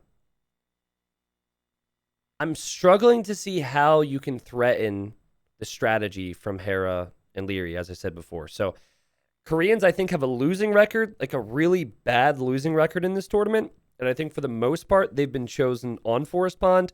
I can think of one exception where they won, and that was when Vivi castle dropped Doubt, and Doubt was like, what? And it was really confused. So, I don't know. I prefer the civs for Hera and Leary, but it's also very easy to say that when Hera and Leary have dominated the finals so far. Yeah, that's something I can agree with. I think Koreans were mostly used in River Belt because of the extra armor that they are getting, plus, of course, the discount. So, yeah, most of the times we actually saw Spanish here as the castle drop civ, but probably in the long run, Koreans works better because War Wagons just deliver much more power in the long run than Conquistadors do. Yeah, I don't know, man. We'll see. The thing I don't like about this map is just the fact that you don't really have many options. You're kind of restricted in what you can do. So we'll probably see Leary open on water. We'll probably see Miguel open on water. And then it's almost always expected that Koreans are going to do something land related. And it's not like you can go for water because you don't get demos. I guess you could try. I don't know. We'll see. When we're in the game, we'll see the positions. And of course, scouting and all that stuff becomes very important. They cannot just assume. We have a game, by the way, in case you haven't seen. Yep, I see it. 5 seconds. Indeed. Let's go. Hera and Leary are one game away from winning this one. They were the favorites of the tournament, but it would be a bit of a shock for me, especially after these semifinals, if Hera and Leary just steamroll Heresy like this. It's a snowball effect, I think, from the game one victories. Like, you have no idea how much your mentality can shift if your whole game plan for your whole best of 7 falls apart because you lose that type of a game. Because game number 2, is then affected because you don't have certain civs available. Game number 3 is affected, and then your mentality is affected. And yeah, so Leary's going to open with a dock here, Lita. Hera's going to open with a dock. But like I said before, I think Hera is ultimately just going to stick on land in the mid game. Looks like we'll have villagers moving forward for Dogao. That's the same thing that they did before. Just go for stone walls. They kind of need to do that because Hera always has the chance for a castle drop with the Turks. Looks like he's just going to play standard fire galley. And Miguel on the other side is also playing fire galleys. Leary is going to do the exact same thing that he's been doing for the last couple of rounds when they played this. Move the villager in the middle and get the second dock up over there. Yep. It's really smart, both for enemy patrols, because they'll patrol into that dock instead of the dock closer to home. But then if you fish after winning water, you'll be in a better position. Kind of looks like Dogao bailed on the idea of going forward with the walls. Maybe he was a little worried that Hera might add scouts, because Hera did do that at some point in the semi-final. But how do you think things shape up with Koreans against Turks on the left? Because again, I don't think we're going to see a lot of land pressure from them. I think in the mid game, I don't think we're going to see a lot of water pressure from them. I think it's going to be more about land in the mid game. It's hard to say because it depends on what exactly Hera and Dogao have on their mind. They could just play pretty standard and slow, have Dogao go for even an Arbalest style approach. Or it could even be, as I said, castle from either player, especially the Korean player with the War Wagons. Even if it's not a castle drop, it could be castle back at home and the War Wagon push. Sure. Okay. But we'll find out. I'm keeping an eye on resources. Everyone, while they're doing other things, kind of keeping Castle Age in the back of their mind. Do you see what Leary's doing right now? Look at that. They blocked the fire.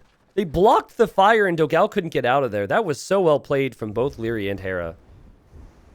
Yeah, and this is just once again favoring their strengths over here. Little micro scenarios. Those are the things that they love to do. And it's your turn to hype a demo. Boom. Woo. Amazing. Amazing. You know what I can't wait for? I cannot wait for a villager to repair one of these ships. I'm just so thrilled. Oh, wait a second. Oh, Miguel's going to go. It's coming. Oh, he sent it. Oh, we got a demo. Boom.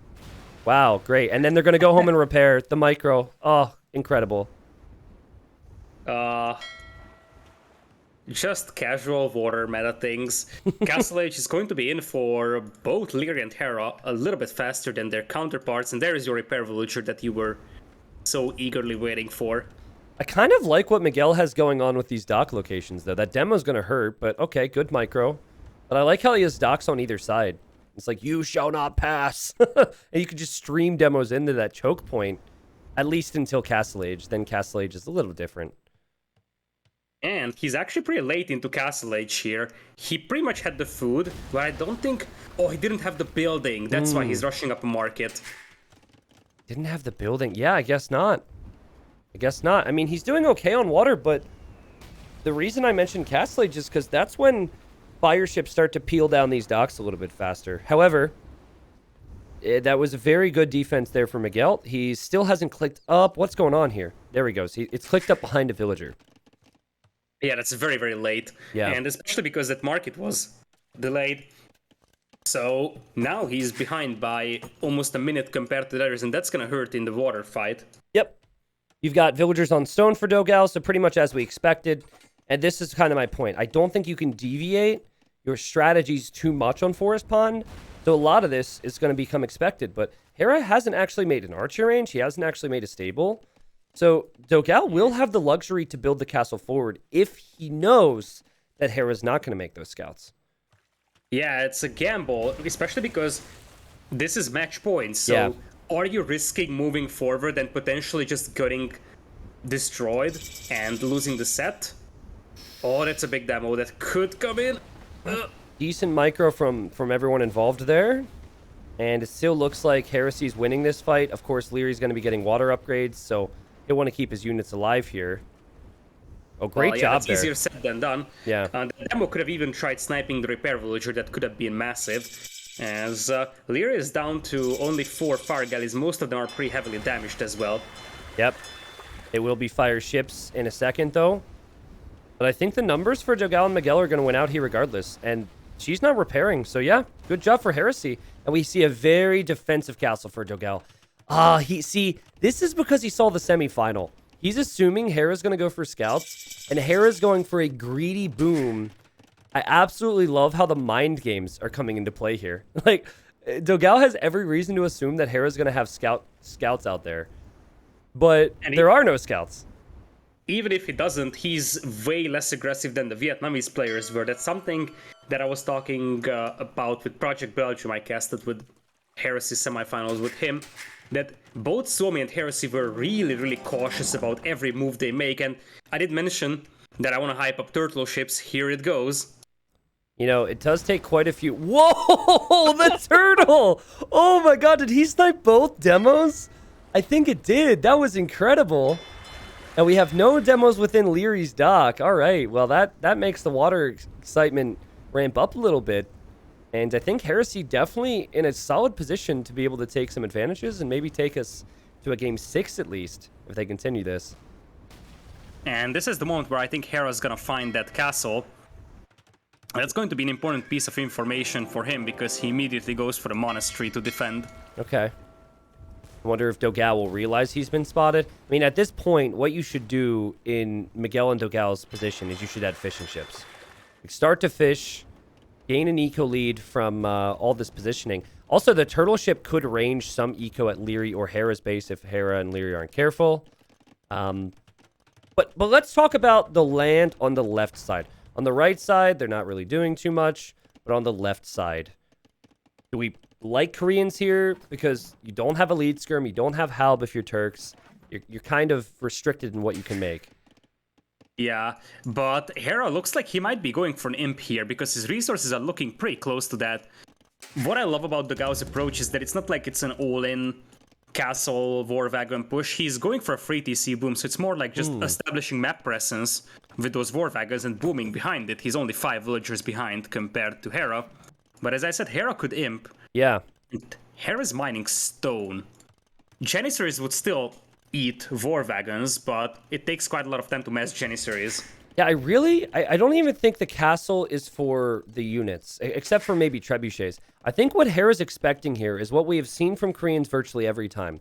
You see the initial castle, war wagons for map control, then another castle, and then you all in castle age pressure.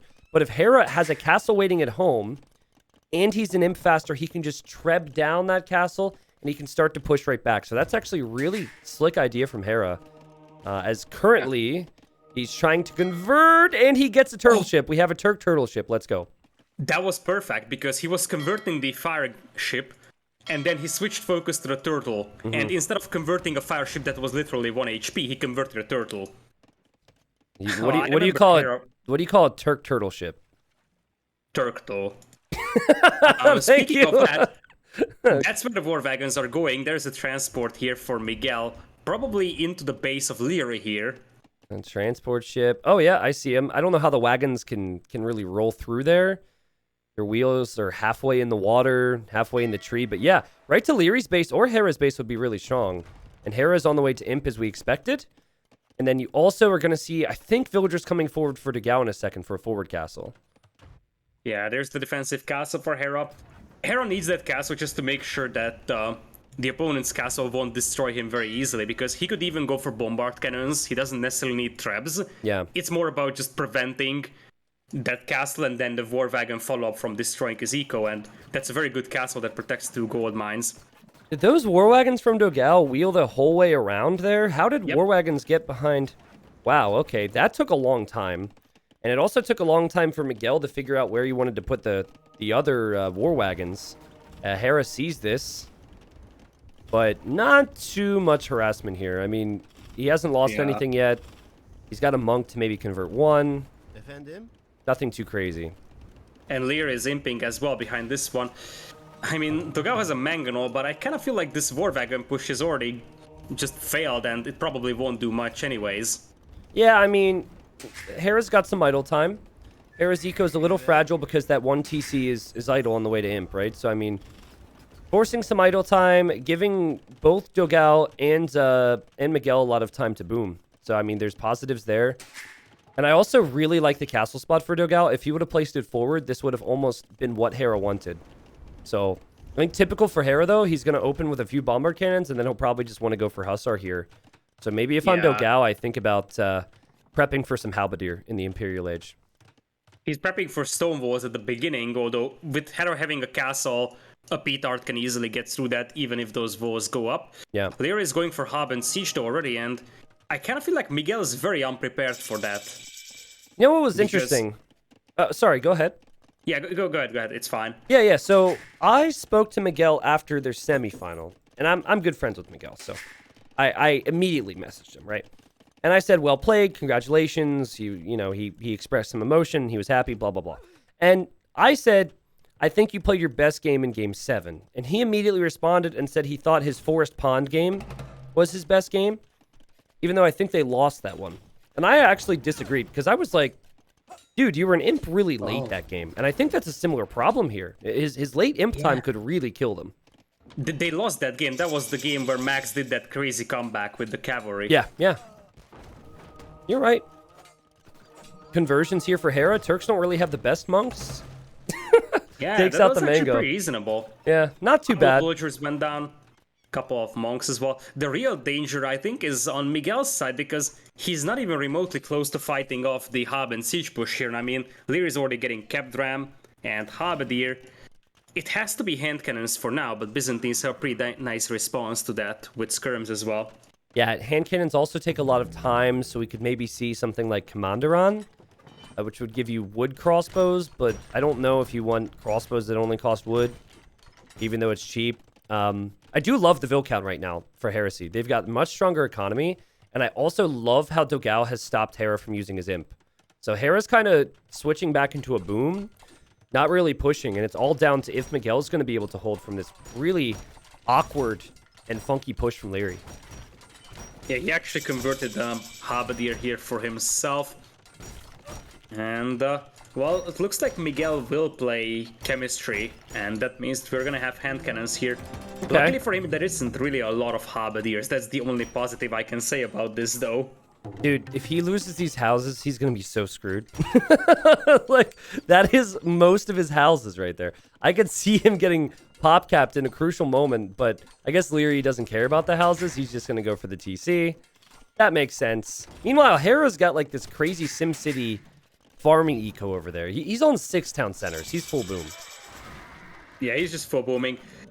Speaking of house, Leary was housed for a long time, as now Miguel will really benefit from that higher HP on the Persian TC. Yeah.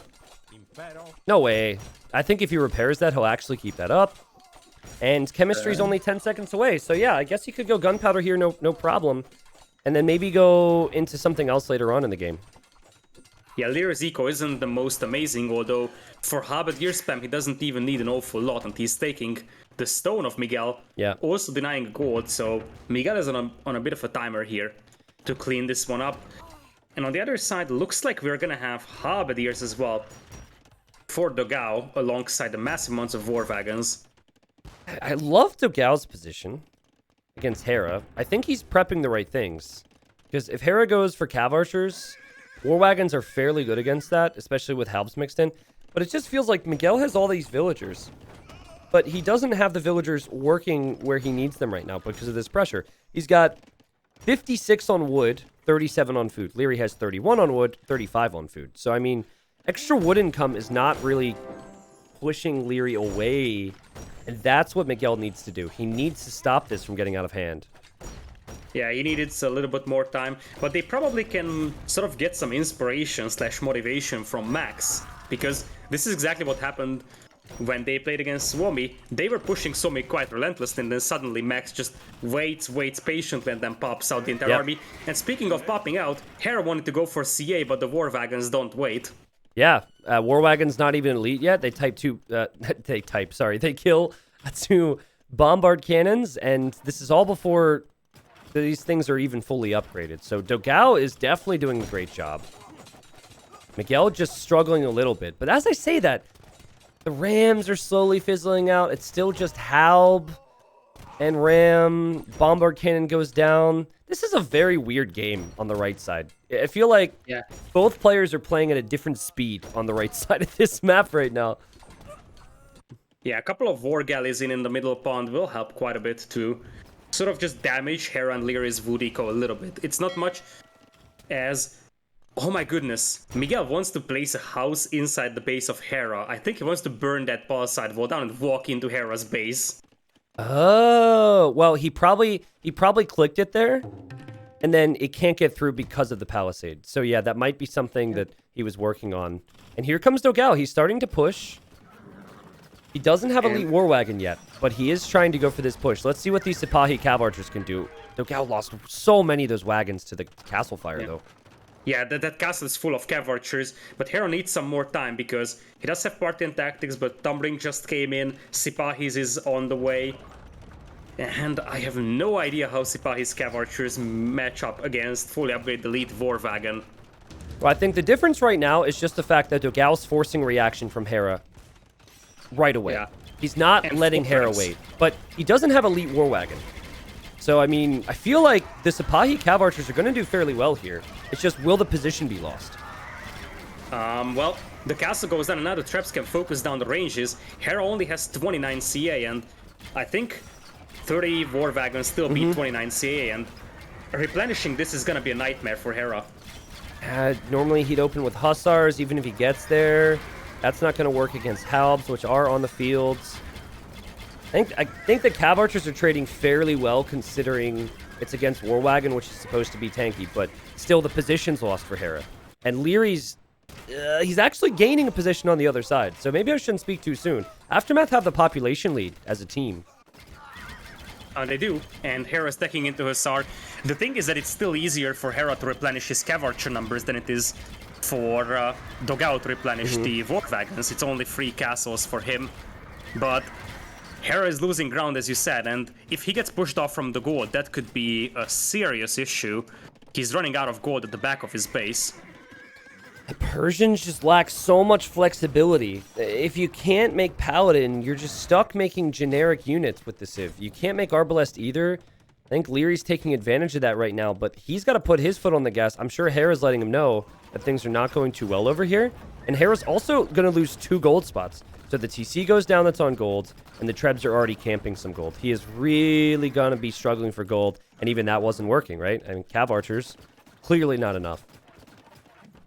Yeah, this is just giving me some deja vu for the Heresy versus Suomi set, because, as you said, Miguel is really struggling to hold this because he just doesn't have the unit composition to make this happen, although he's stacking into Cav. Dude. But on the left side, Hera is dying as well, really fast, in fact. I know. It's like, who can hold on longer? And I think Hera can hold on longer as he expands to 50 farms in the back corner just like that. I mean, I just watched hand cannons go down, and now a bombard cannon go down. Miguel is just disappearing from his main base. This is crazy. But Miguel and Dogao already setting up trade over here. That's going to have its effect in long run. Elite Skirms, the famous and very renowned Persian Elite Skirms to slow this down. I still believe that Dogao has a lot more siege behind this one, a lot more beef to just snowball this one. Hera's already forced quite a bit back. But Hera has 50 units. Hera has he has tankier units. So if it's just stalling, I think that Hera will be better off, but you are right. I guess it's arguably the tougher thing to address. Who wins? Pick one right now. You can't, no takesies, backsies, Lita. Who wins this game? AM. Okay, you think Aftermath are actually going to do it. That's interesting. Now, these Elite War Wagons are here. They've got 6,000 HP. You've got tons of tankiness. You've also got the Halbs. Very tough to kill. But Miguel's castle is down. Miguel is 31 military. The skirms are Garbo. I mean, there's really nothing special about what Miguel's making right now for his Civ.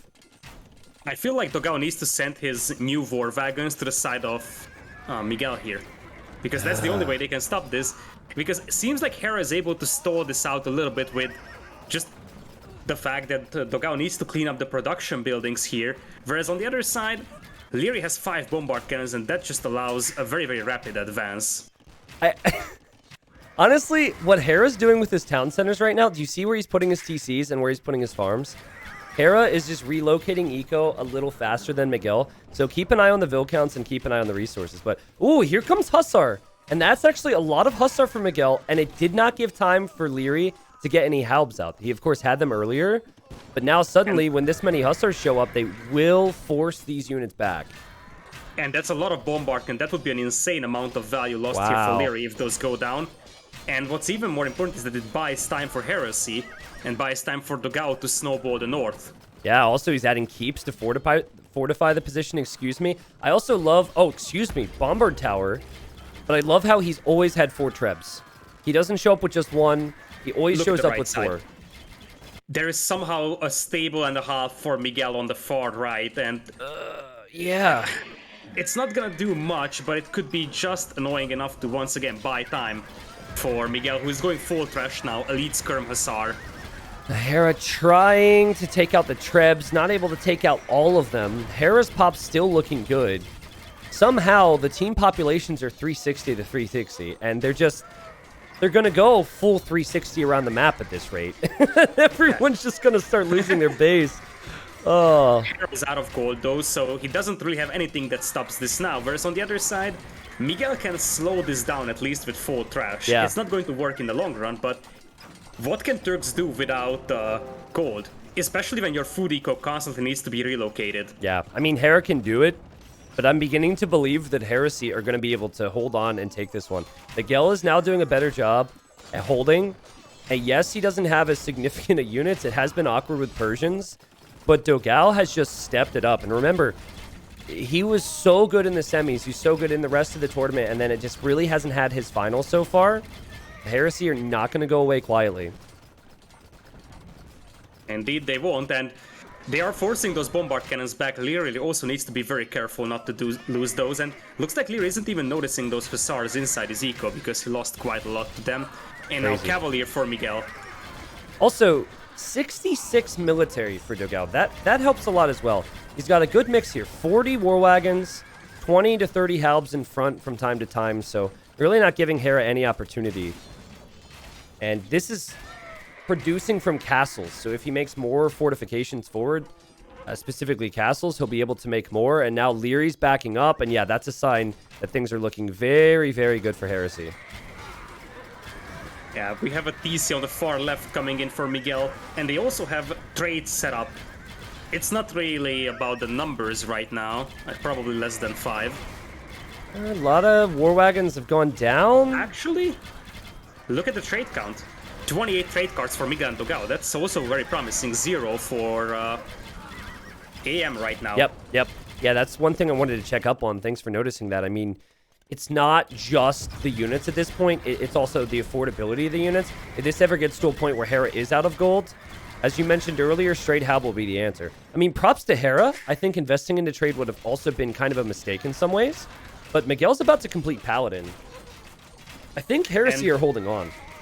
They do. And when Miguel gets to Paladin and he has the gold for hand cannon even, Paladin hand cannon is probably the strongest unit composition that you can find. Yeah. Yep, certainly with Persians, except for maybe full Elite War Elephant. Can't forget about that. Dogao losing some of his mass here, but he took out so many castles. Hera somehow still just having the confidence. He's like, I don't care about your bombard towers. I'll just make more Hussars and hold on to this ball of Cav Archers. But yeah, breaking through this one for Hera is gonna be next to impossible. And remember that the gold mines that Hera has lost are now in the hands of Dogao. That also buys a lot of time for Dogao to establish trade. Yeah. He does have to get more war wagons, though. Because currently there's a lot of... Oh, and the Bombard Tower got denied. But currently there's a lot of CA, so straight Halb won't work. I think now this is where Miguel starts to shift into some success on the other side. Now that he is Paladin, he's going to take out everything. And if he follows this up with Siege, then suddenly Leary's on the back foot. And those are Persian Paladins, so they deal extra damage against archers as well. Expensive bombard cannons going down. And there is still 2 sneaky villagers on the right side for Miguel, just getting a couple of capped rams in probably to try and bash through those walls. And on the left side, Hera's not pushing forward, that's their problem. Yep, he's kind of stuck. He can hold really well. He can defend really well. But he's now in a position where he needs to push. When Leary was pushing, everything was fine with defense. Now the roles are reversed. I mean, it took Miguel some time, but maybe they were just holding because they knew they had trade. I mean, They, of course, didn't know that Leary wasn't trading with Hera and that Hera wasn't trading with Leary. The trade is officially kicked in now, and if you can afford only Paladin, you're going to be fine if you're Miguel. And population efficiency starts becoming a factor when you need food eco, wood eco trade. Trash units from Byzantines are just not efficient here, population-wise. When your opponent is flooding Paladins, and we already have stables on the left side coming in, Hera would struggle really badly against Paladins with just CA here. Yeah, I think the only thing I'm missing from Miguel is 5 to 10 siege rams. If he would have brought in siege rams already, he would have taken out the castle, he would have taken out the buildings. Again, props to Hera. Hera's population is looking really strong, but they have 0 trade. So, I mean, they could just call the GG here if they feel like they're dead, because they're up 3-1. You know, they could say, whatever, we'll move on to the next game. But Hera and Leary are not that, they're continuing to fight. They're not looking for an easy way out of this, what is basically a Black Forest game at this point. Yeah, sort of, but now they're setting up markets. They're hoping for a long game here, but as we are speaking, Heresy is getting closer and closer to the corner, and Hera won't even be able to build markets there because all the space is occupied by his ranges and farms. I think pretty soon Dogao will be floating the resources to maybe go for Siege Onager. Or just, obviously, he'll have to start with Onager. He's been sending gold over to Miguel, I notice. As Miguel maybe fell off with the numbers and is researching Siege Ram. But yeah, I really like to see some Siege Onager from Koreans. You don't get to see that too frequently, especially with the unique tech. Indeed. Hera is still doing a beautiful job preserving his Cav Archer numbers. As Lear now goes for a bit of a counterattack. But this is where the trade really kicks in for Heresy, I believe. 67 trade up for a long, long time. Yeah. You know, I think that Hussar and Cav Archers with Turks is actually not bad. It's not awful against the wagons. The real issue is just that Dogao always had Trebs with him. So it was like, you know, 55, 60, 40, something like that for Dogao in every fight. It wasn't the most convincing engagement every single time, but man, did he take out those castles. He took out all the TCs. I mean, compared to Leary on the other side, Leary had more of an awkward time pushing Miguel. And I think Miguel had an awkward time defending from it, but he did defend from it, scores 3-2, and we do get one more game at least. Indeed. Dogao has killed 73 buildings and only lost 2. Leary Leary had 61-9, so that's nothing to be ashamed of either. Right? Yeah, that was a good game. I mean, not the longest game we've seen on this map before. Do you think that it was a mistake from Leary and Hera to not invest into any trade? Because they still had full corner control. I still believe that I would have preferred Spanish here. Yeah. Because if we think about Spanish for this situation, that means that they could have dragged the game out longer. The problem here with Turks is that if you're out of gold, you only have Hussar, and especially if Leary is occupied on the other side, you just run into Halberdiers with the Hussar, and that's exactly what happened. Yeah. Hera would love to raid with those, but it's nearly impossible.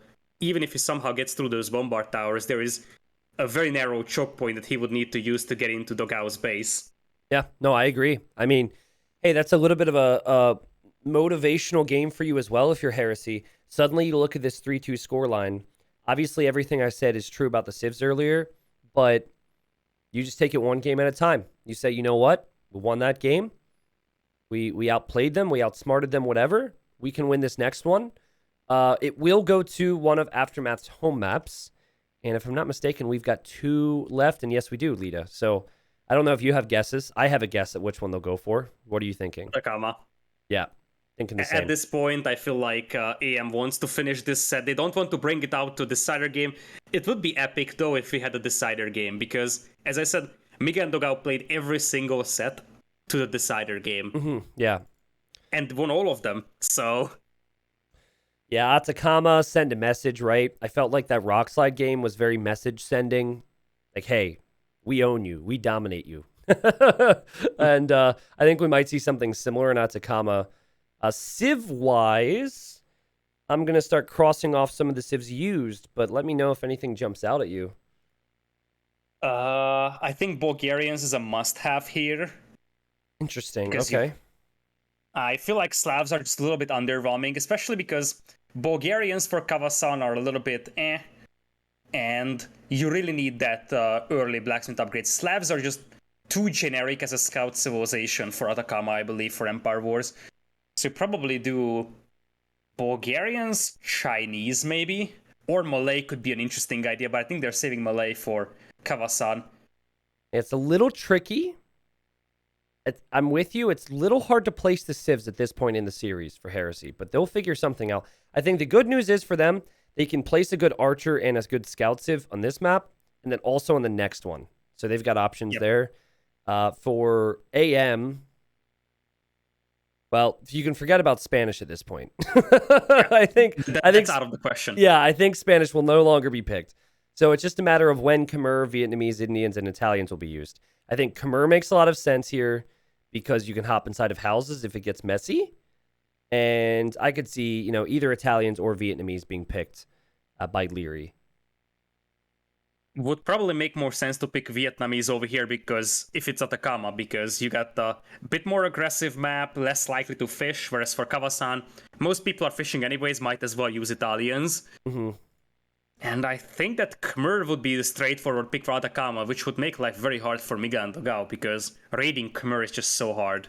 It is very hard. I feel like Hera would play good there. At the same time, you cannot only rely on hopping inside the houses with Khmer. We have seen tourneys won and lost with that. So I think, still make sure your focus is on making lots of military, and you'll be in a good spot with that civ. I like Bulgarians, though. I like that pick for Atacama. Get the blacksmith upgrades nice and early. Try and get a head start with some of the aggression and some of the scout wars.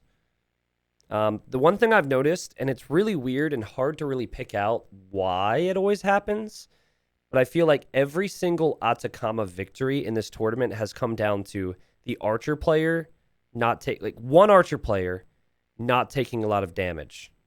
So, I mean, you would think that everyone would get hit, but it seems like the archer player, if they can survive to a point or not get hit at all, they're almost a player that cannot be threatened in mid-feudal. It's very interesting. Yeah, and so far, what impressed me about Leary on Atacama is that he was always able to keep all his groups of archers alive. Yeah. Compared to other players, those archers get picked off by a couple of scouts, and this is why Leary always reached Castle with a mass of 30 or so crossbows, whereas the opponents had 10. Added to the fact that Hera is so good with the scouts, and this is going to be a tough one for Heresy, but I can tell you, I think if they win this somehow, Heresy, then I would say that they might have the better chance in the final game, because that would be a statement, taking away potentially the strongest map of Aftermath here. Okay, you know what I'd really like to see? And this is from either team. I think this is going to bring a lot of success. The archer player should go 2 spear, 2 archer, or 2 spear, 1 archer immediately to the scout player. And then the other scout player should also follow to the scout player. I want to see an early 2v1 situation because I think that could just devastate someone. And of course, that could even happen on both sides. But doubling the archer player is a little tricky. I think doubling the scout player more awkward to deal with in the early stages. Indeed, and that could very well be a good game plan for Heresy, because if we remember, for example, I think AM versus Vietnam semifinals, when Hera got doubled by Song Song and Bad Boy, that's where things started to go bad on the Arabia game. Yeah. So, yeah, Leary is amazing with archers, but if he's forced to chase, that's the best way to just eliminate him from the game, just not let him fight. Yeah, it feels a little weird that I would say double the scout player when I said the winning players always had the untouched archer player. But I think you start off with a scout player. It's easier to threaten them early. And then you immediately shift that pressure back towards that archer player. It's a little different outlook, but it also depends on the player positions too. Where the players are positioned very much matters on how these things are possible. If you have scout players facing each other on one side, it is actually more difficult and more time consuming for the archer player to go diagonally across the map. So that will be an approach thing. Indeed. Looks like it's going to be Slavs and not Bulgarians as things stand. Yeah, I don't hate Slavs because in the mid game your farming eco kicks in. So I really don't hate Slavs. And maybe they want to save Bulgarians, you know? They did pick it rather high. Some people asking why no Spanish. Well, Spanish are you're pretty much set as going for the scout role then, if you're going to go Spanish, because they do not have crossbow. And I just feel like Slavs and Bulgarians are better. And actually, I think I'm looking at the wrong draft, but whatever is remaining with Heresy's draft, or oh god, dude, help me out here. Aftermath's draft would just be stronger than Spanish. Yeah, that was Spanish at this point cannot do anything for them. So yeah, that was the only map where really Spanish could have made sense was probably Forest Pond, maybe just very maybe Rockslide, but anything else, it's not even a thing. I'm actually disappointed not to see Canberra in the finals. Now that we have a bit of a downtime, I want to ask you about the map. Oh, you know, because it wasn't seen too frequently, I feel like that map was not really figured out. I didn't love it. I didn't hate it. I mean, we definitely saw some interesting games. I remember when GLB played on that. That was fun. But I find it, I don't know. I think I would have to see a few more games if I had to rank it, but it was solid. Yeah, it's actually a crazy map. My favorite game on that was ROR versus White Wolf Palace, when ROR tried to go Sicilian transport ship castle drop. Oh no, I saw that one. Oh yeah. Yeah, I saw that one. And I mean, it produces entertaining games. Let's put it that way. I think sometimes the crazy YOLO strategies, while they have a high peak in terms of entertainment, if that works is not always the case. So you got like greater highs but greater lows on that map, and not as many like solid games in between. But what a way to try and beat a stronger opponent, right? Yeah, absolutely. All right, it looks like we'll have a game in a moment. Okay. Cool. Well, it's been a long day for us, Lita. How you holding up? I'm good. I'm used to Hidden Cup days. Yeah, man. Especially because, like, you know, now that I'm in the US, it's a little bit easier. It's only 7 p.m. True. Back at home, those Hidden Cup days, you mentioned 13 hours. When you start 3 p.m. your time and you stream until like 4 a.m., that's where it's getting rough. Dude, that is a struggle for me when I go to Europe to cast events. Like, it is so weird to not start at 10 or 11 a.m. I don't know how, like, I definitely struggle having to cast at these times around midnight or 1. So I'm hoping come Red Bull Wololo that the days aren't super long, but we'll see. I'll figure it out. All right. We have a game, so let's jump inside. And we will have Slavs and Chinese after all for Miguel and Dogao. Looks like they forgot the spec delay here. Ooh, okay. So we'll be right in this. Nice. Yep. Make sure that you have probably fast forward a couple of seconds so we're in sync. And the Vietnamese for Khmer, for Leary and Hera, I kind of feel like I like the AM civs a lot better. Yeah, I don't know about a lot better. I really think it depends on how it's played out here. And yeah, we're in. Now, let's look at the sides here. You've got Miguel playing Slavs, and he is up against the Archer player, Leary. So notice his reaction. He immediately starts to tower because we're probably going to see the Spearman Archer forward I talked about. Now, let's see if maybe they do a little combinational play. You see where Hera's going? Hera's actually heading over towards Miguel. So I think they're kind of going for what I was thinking about. We could, of course, see the exact same thing from Dogao and Miguel. Hera and Leary want to team up their scouts on the berries. You see the green ping from Leary telling, okay, that's the berries. Yeah. And Hera is pinging his own scout. They want to double team the berry villagers of Miguel here. And Miguel does have a spearman close by, but it's apparently running away here. Yeah, he does not see it. He's currently attacking Leary. He will get one Vil there. So good start for Miguel, especially if he gets out of there without too many hits from the spear. We now have a pause at a really awkward time because Miguel's being attacked in 2 different spots. And I hope this isn't for a hotkey issue or something. Like, if you tried to do something really fast and it didn't work, I mean, rip. Yeah. By the way, Hera actually trapped the scout of Dogao on the right side with a little house. That's something I'm just noticing.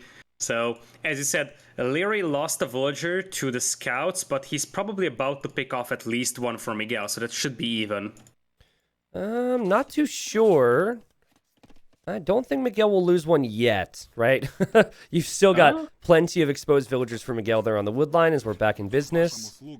Oh, Hera That's a mistake. I mean, he was fighting that scout that he trapped, he lost the villager, and then he deleted the house and just let that scout go. Oh, man. And now there's an archer here. Also, at the same time, Miguel did lose a scout. I mean, this is crazy. You cannot expect any of these players to be perfect in these situations. It's just so much happening at once. To me, it looks like Miguel's going to take more damage, though. He'll lose another villager. Now, Dogao hasn't been hit yet. Leary hasn't been hit yet. So, again, the archer players have not been the focus yet. And for now, Hera can just protect those villagers against the raids. This is where the Khmer comes in so useful. And idle time is still better than losing those villas. As you said, market coming in here for Miguel. I wonder what he's up to with that. He can just sell his stone. He's buying stone for a second tower. Oh, geez. We've seen this before, haven't we? Like, having to buy stone is so rough here. Looking at the vill counts, I know it's not great for Hera, but Miguel down to 35 as well. I see a whole lot of yellow over at Hera's base, though. We still have pressure here from Dogao, and he's getting some good pickoffs on the scouts. Picks off one more, another one. Spearman getting some hits. Those scouts are unupgraded, and it's the efficiency of Hera's eco that's sort of suffering from this one. He's got to chase with a lot of villagers here. Still able to go for the second stable, and he does have forging coming in first instead of the defense upgrade. Miguel goes for the defense upgrade instead. Oh, wow. Bit of a mistake here. Not paying attention to the army is Leary. Leary will lose the spear and the archers. And yeah, Heresy are looking like they're in a very good position. The only thing is, Leary's been rather quiet, and he is on his way across the map right now. He is, but he only has one spearman escorting his stuff, and the question is, what can Dogao do to preserve his archer numbers now? Because he's about to lose quite a few here on the left. Sure, yep. Could be the same for Leary. Heresy actually has similar military numbers right now, and Dogao is now bringing in more archers and more spearmen towards Hera, who's got to be so annoyed by this.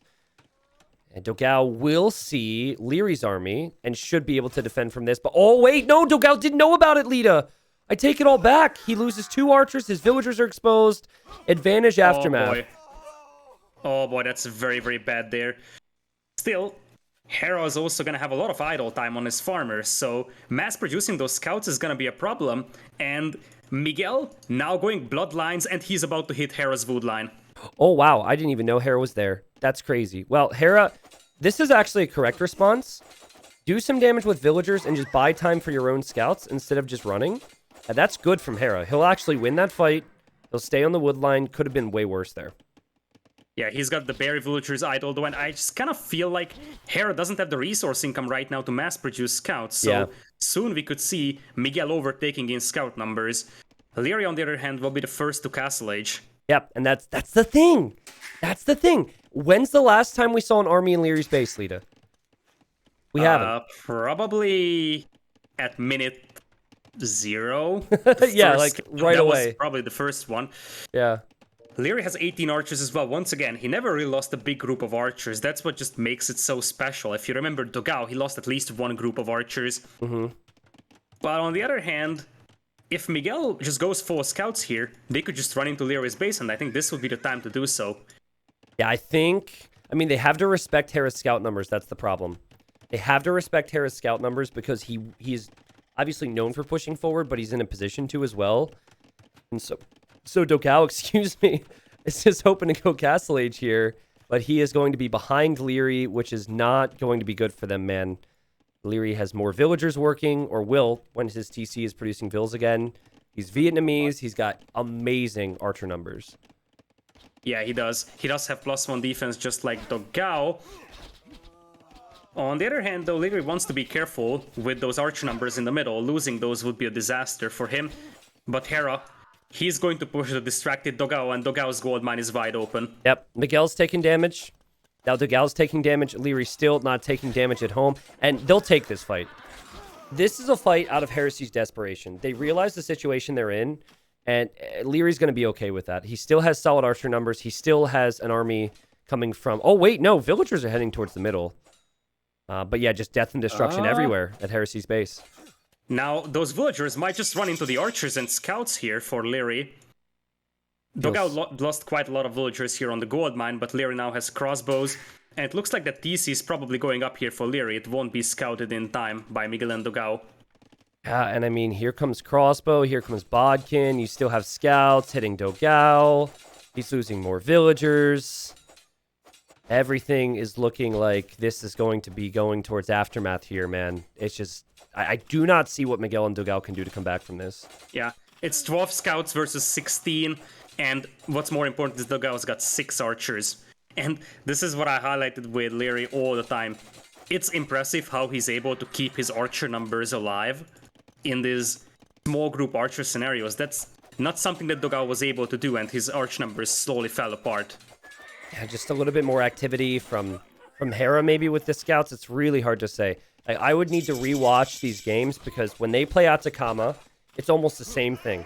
Hera falls behind, but Hera's mainly the focus, and then Leary's able to get to this position. And then very hard to stop, very hard to come back. And now, at this point, like, Dogao can't even comfortably take golds. How is he going to compete with crossbow numbers when he can't comfortably take a gold? He cannot really do that. And what's even worse is that Hera's scout numbers are still better than Miguel's one, despite the fact that Miguel has taken way less damage than Hera did. Mm-hmm. And it looks like it's a mass migration for Dogao. He might want to buy 100 stone for a TC here, honestly, on the gold. That would be a lifesaver. Yeah, but he can't finish it.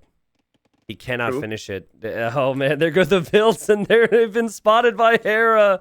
Oh, no, Dogao. Yeah, that's just sadness. Especially when the crossbows come in. The scouts are the small problem. The crossbows are the real problem. Although the crossbow numbers are pretty close here. No ballistics on either side. Yep. More scouts coming into the wood line, so Dogao's got double trouble now. Leary is defending himself, so he's taking a little bit of damage, but nothing crazy. And feels like Dogao and Miguel are probably in agreement that this is pretty over, but they're just trying, hoping that maybe they can do it. And no, they tap out, as many expected. Aftermath, Hera and Leary, just too good on these settings. They're the champions. Indeed, congratulations to them. And this is where we have to go back to how easily that Golden Pit game was lost. Yeah. I mean, there was absolutely no guarantees that the Heresy wins that, but there was such an easy loss, and that could have been the thing that makes it a free set and into a decider game. Yeah.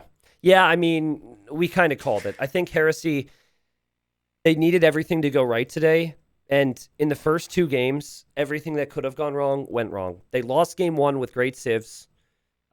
Just struggled to really get a feel for the game and tossed away some armies in a situation where I think they could have still won and should have still won. Then you had Golden Pit, like you said. I mean, there were actually 3 out of the 6 games where you could say Leary and Hera were either a little fortunate or Miguel and Dogao didn't really play up to their potential. And that's always going to haunt you against a good team. A GG Aftermath. GG's indeed, and hopefully we'll have a interview as well with the winners over here. We're getting used to interviewing these 2 players for a long time now, so hopefully you're gonna stay around for that as well. Leary, someone earlier said this, and this is really mean, but it's also kind of funny. Someone said Leary finally allowed Hera to win an Empire Wars tournament because they faced each other in the Red Bull events, and Leary's gotten the better of those engagements. But nah, I mean, we know how good those guys are on the settings, and it'll be fun to hear their input. I'm not going to go for the crazy long interview here, Lita, because it's been a long day, but Yep. I think we can maybe alternate with questions. And if they need to get into our voice channel, they should have access. If not, we can get them in here. Yep. They are here in a moment, but yeah, we can actually ask a couple of questions. I am fairly certain that they have a lot on their mind as well right now. Sure. And also, I pretty much forgot what happened for the majority of the day already, so... All right, well, I remember some stuff. There are a few key moments. Due to the nature of some of the games, I think it's going to be tough for me to ask a question about every game, but we'll figure it out. We'll get them in here, congratulate them. Maybe the viewers will have some questions they want the players to answer. Indeed.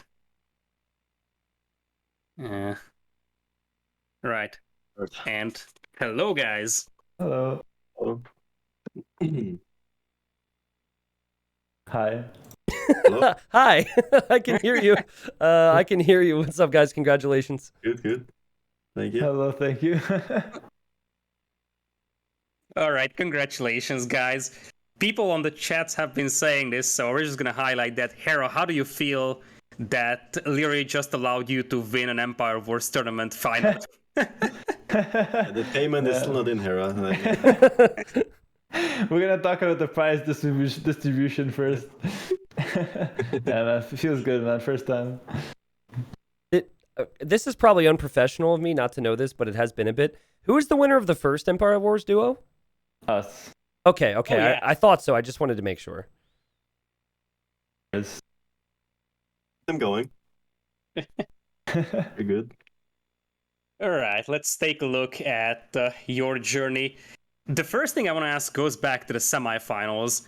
How did you feel about Vietnam's strategy here? Because, well, you saw that Gamer Legion won the quarterfinals. Unfortunately, they couldn't play. Was it a concern to you that you didn't really have a lot of time to prepare for Vietnam strategy B here? You want to go? Yeah, I guess I'll take this one. To be honest, because of the way the draft is, we actually cannot prepare for anyone besides just picking, like, choosing a map that we like to play, which was like Atacama, just because they decide if they're A or B in the draft, and that changes the strategy completely. So we actually had zero preparation, like zero like planned out preparation, simply because we have to, like, we can't decide. We have to just be on the fly. So yeah, it didn't change much, and we had to just think on the fly every time. Mm-hmm. I actually have a few more questions about the semifinal. So I'm actually gonna ask about that. So obviously you guys, I don't know when you got the heads up about the change with your semifinal opponent, but you weren't initially going to play Vietnam B, and then game one Arabia. I felt, now feel free to give me the PR professional response. I felt you were a little less aggressive on Arabia because you were just like, we can boom, you know. Could you give me your opinion on how you think you played Arabia? Were you surprised by Vietnam? Everything involved. There you go. Well, first of all, we were quite surprised by how they played. Literally dogging us, sending units at us nonstop. It's not a bad thing. It can be very strong if you do it right, and they did it pretty well. We also played a bit more defensive. We also had Vikings and Teutons. Weren't really our special civs, I would say. They're more there to like get an advantage and then roll them over. But yeah, I mean, it was our first game of the day, and you know we're still a bit rusty. But they played it really well. I didn't expect that. I thought the game was over after we cleared the Fuel Edge army, to be honest.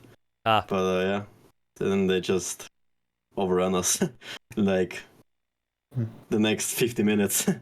Yeah, so. I think we added too much eco, both of us. We should have maybe one guy adds eco. Yeah. The other guy just more army on the field. It's a bit awkward to be constantly getting raided. Leary, you made more Stonewalls in that game than I think you've made in your entire Age of Empires career. So I'll always remember that.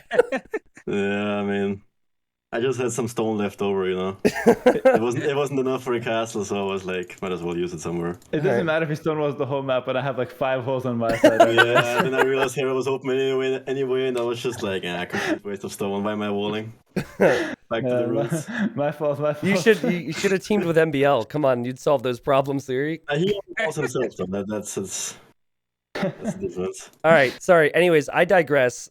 Lita probably has some questions about the finals. Yeah, let's move on to the finals over here. So we started with the Arabia game, and Hera, you picked Pause. That was the last pick on your draft. Explain our thought process for that. You don't want to know. It took a lot of convincing, honestly. Larry was not on board, but basically the idea was, game one, they will pick really strong civs, so we pick like poles who have really like kind of nothing. Potential. Larry says they have nothing, but I think they have potential for a big all-in with castle play. Either you do defensive castle if I'm against the archer player, which I was, and then go for the all-in knights. If I was just a calf player, I would have tried to do forward castles and mine a lot of stone and sacrifice myself for him. So the plan was just to use a bad civ and try to win against good civs, or if we lose, that's fine. Just make a castle for it.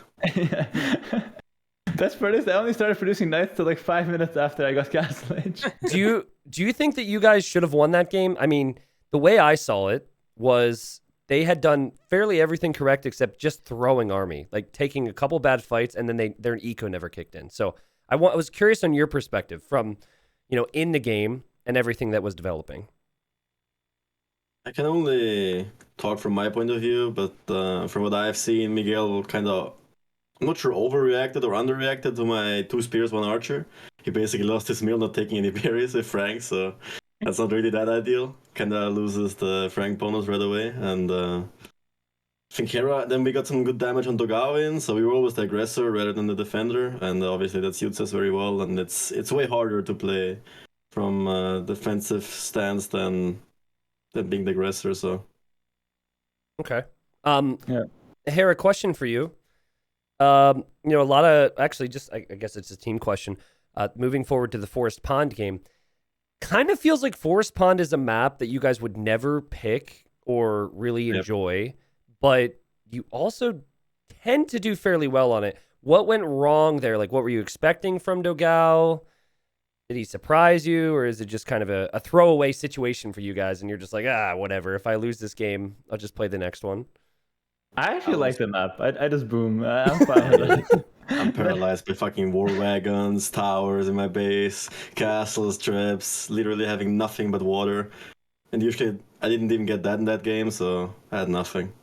I think I honestly think that game was my fault for sure, because I didn't commit to the water, so then okay, we lost that, and it didn't give us any compensation on land. I was trying to fast imp, and then I decided, I saw the war wagons, let's just go imp and play composition from home, just boom, and I couldn't even beat this composition, so that game was my fault. Were you expecting him to forward castle you and fast imp? Is that why you went 3TC mini boom fast imp? I wanted to actually either I fast imp forward castle with boom behind, so I can slow him down with Trebs and bomber cannons and take a lot of his eco with very low investment from me, or if he pushes me forward castle, then I, like you said, I boom fast imp, push back, and then I play with better eco. But none of those things happened. That was the worst scenario. Okay. Sorry to bring that up. You just won. So No, it's okay. It was a good question for sure. It's definitely a weird game for us. Yeah, going back to the Rock Slide game and overall Kumans, you have seen Kumans quite a lot of usage. You can use this as a flank. We saw you, I think, using Kumans as a scout Simon Atacama in the semifinals. You went for a pretty early Kumans pick and used it on Rock Slide. Was it because of how the draft shaped out and you just said, okay, this is the best place for Kumans, or was the plan from minute 1 that, okay, we're going to have this super aggressive scout strategy on Rock Slide with Kumans? Humans are broken. Pick them, make scouts win the game. It's actually overpowered, especially in 2v2 where your opponents, actually maybe even better than 1v1, I don't know, but it's just overpowered, honestly. We were thinking better than Magners, maybe. So you're thinking specifically for Empire Wars, I assume. Yeah, Empire Wars, because you're saving too much resources too fast, and it's honestly just broken. Bonus in some way. You should be able. Exactly. I have not tested it, but with saving that amount of res, can you justify Horse Collar and Bidax and the stable, or are you a little light on food if you try that? You can, but Horse Collar is just a bad upgrade. So yeah, just skip it to later. Yeah, there's no point. I think you were lacking some food for that. Yeah, That's you what I have was to sacrifice the first scout for it. It just doesn't make sense. Sure. Yeah, so you basically get free farm or 2, right? And then you can mass more stables. Makes sense. Really fits your style, Hera. Mm-hmm. Leary and Hera, talk to me. This is the most intriguing thing about all the games that I saw you guys play. Talk to me about openings and where you want to focus early on Atacama, because the theme that I saw in most of the 2v2 Atacamas is somehow, even though someone might end up at Leary's base at the start, Leary finds himself in this position, late feudal, where he won't receive damage. He's on his way to Castle Age, and they can't do anything. Does it start with doubling a certain person? Are you expecting certain things? It's just, I haven't broken it down yet. Give me your thoughts. I think it's all a setup, to be honest. All these small things which add up, which we usually do better than our opponents. For example, these small fights we're taking. Sometimes we trap units with our quick walls. Mm-hmm. I mean, obviously other players quick wall beastly as well, but usually we tend to be a little bit better with that. Our speed as well plays in our favor, and all those small things like 1-2 villager pickoffs, 1-2 archers which die in a fight, they all lead up to us being the aggressor and them being the defender, and then you can just decide wherever you play. And yeah, aggressor is just always better in Empire Wars, I feel like. But there's no theme necessarily besides, like, for example, Hera in the finals showed up with your early Archer Spearman over to Miguel. Is that like a consistent thing you try and open with and then you see what happens there? Or, is it positional? Well, we actually have a bit of a idea in the opening. We just try to notice we pick Vietnamese a lot in those games in Atacama. Yeah. So we look at the CAF player, and I send always my scouts across to the CAF player. So we always double the CAF player. Yeah. Because it's so much harder for the CAF player to react to getting doubled with spear and archers, and also like some scouts. Yeah. So usually what ends up happening is we double the scout player. I'll take some damage at home, but it leaves Leary untouched, and he's able to just kind of snowball. So. Yeah, that's kind of like the thing that, like, the strategy wise, but then like Leary said, the execution for us is usually good on those maps where we're able to micro a lot and stuff. Okay, sweet stuff. Awesome. Thank you for leaking everything. I mean, there was an obvious theme there. I just wanted to hear it from you guys. Next tourney they're gonna forget anyways. We're gonna forget next tourney. We're gonna have to rethink it. We're gonna figure out something new actually. Yeah, exactly. Yeah, next turn we replace Atacama with Forest Nothing, so no worries. Perfect. All right, congrats, guys. Well-deserved win over here. You were the favorites of the event, and you have proven everybody right, apparently. So I guess now it's your time for a well-deserved rest before Red Bull Low 5. Thank you guys. Thanks for hosting, and thanks for all the work you guys do as well. Hopefully the viewers enjoyed. Take care. GG's. Yep. They did. GG's. See you guys. And Congrats. Bye-bye. Bye-bye. Bye-bye. All right, I guess this concludes the event as well for us. Yeah, man. I had fun casting it. Thanks for all your work with it. I know you had some, so a lot of work put into it, a lot of thought that goes into hosting events. A difficult decision here or there as well. So I just want to say congrats to you. It was another successful event, and I enjoyed casting it. I know the viewers certainly showed up, and the viewers enjoyed it too.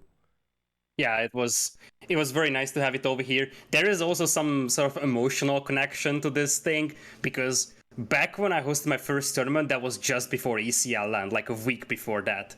And this sort of is the same situation right now. There's a gigantic event coming up in the next week. So, well, not next week it depends on where you are, I guess. But very soon a gigantic event coming in, and we preceded this. I am certainly very happy with the way things shaped out, and massive shout out to the players who also showed a lot of flexibility. I think we have to give a shout out to the players because we had server issues this week, for example, and they basically decided, okay, we're just going to play our sets Friday and use recorded games for quarterfinals. So in a very short notice, they were always able to react. And while obviously not everything went as perfect as it should, I think we still got a super fun and entertaining event, especially this final day was exceptional, I think. Oh, yeah. I enjoyed the semis. The final was a little disappointing because of a game or two, but ended up getting 6 games out of it. So, yeah, man, I had a good time. And I'm very happy. I think the viewers are as well. Very content. When an event finishes, you don't want to feel as though you are unsatisfied, as if your thirst wasn't quenched. So, yeah, had fun here, Lita, and thanks for allowing me to hop in and cast with you today. So that was fun as well. It's my pleasure having you. So I'm really happy that everybody enjoyed it. So take care, and I am guessing I will see you on the Red Bull cast. I'll be watching you. Yeah, man. I'll be around. I'll be around. All right. Thank you, Lita. Appreciate it, bro. Have a nice night. All right. Have a nice night. Bye-bye. All right. Salutes in chat for Lita. Make sure to check him out as well. And yeah, pretty much said everything to him that I would say to you guys as well, except for thank you for all the support today and yesterday. This weekend was huge. I don't know why so many people show up to this stream at this point. It's crazy, and I don't take it for granted. So thank you. I love to cast. All right. And there were some struggles along the way. I had to hold back so many times. Actually, having Lita was so good because of some of the issues with DE. I've grown quite impatient with it in recent weeks, but Thanks, everybody. Thank you. Thank you. Yeah, the announcement, by the way, it's not like the biggest deal. I have mentioned it on the stream before. I earlier started saying announcement, and then Lidacor came back in. But there will be a second T90 YouTube channel starting in a few weeks. And so if there is ever a tournament that I don't upload to my normal YouTube, then what happens is it's going to be on that YouTube channel. So I know a lot of you guys like to watch tournaments. There's going to be a second YouTube channel which will have VODs, basically.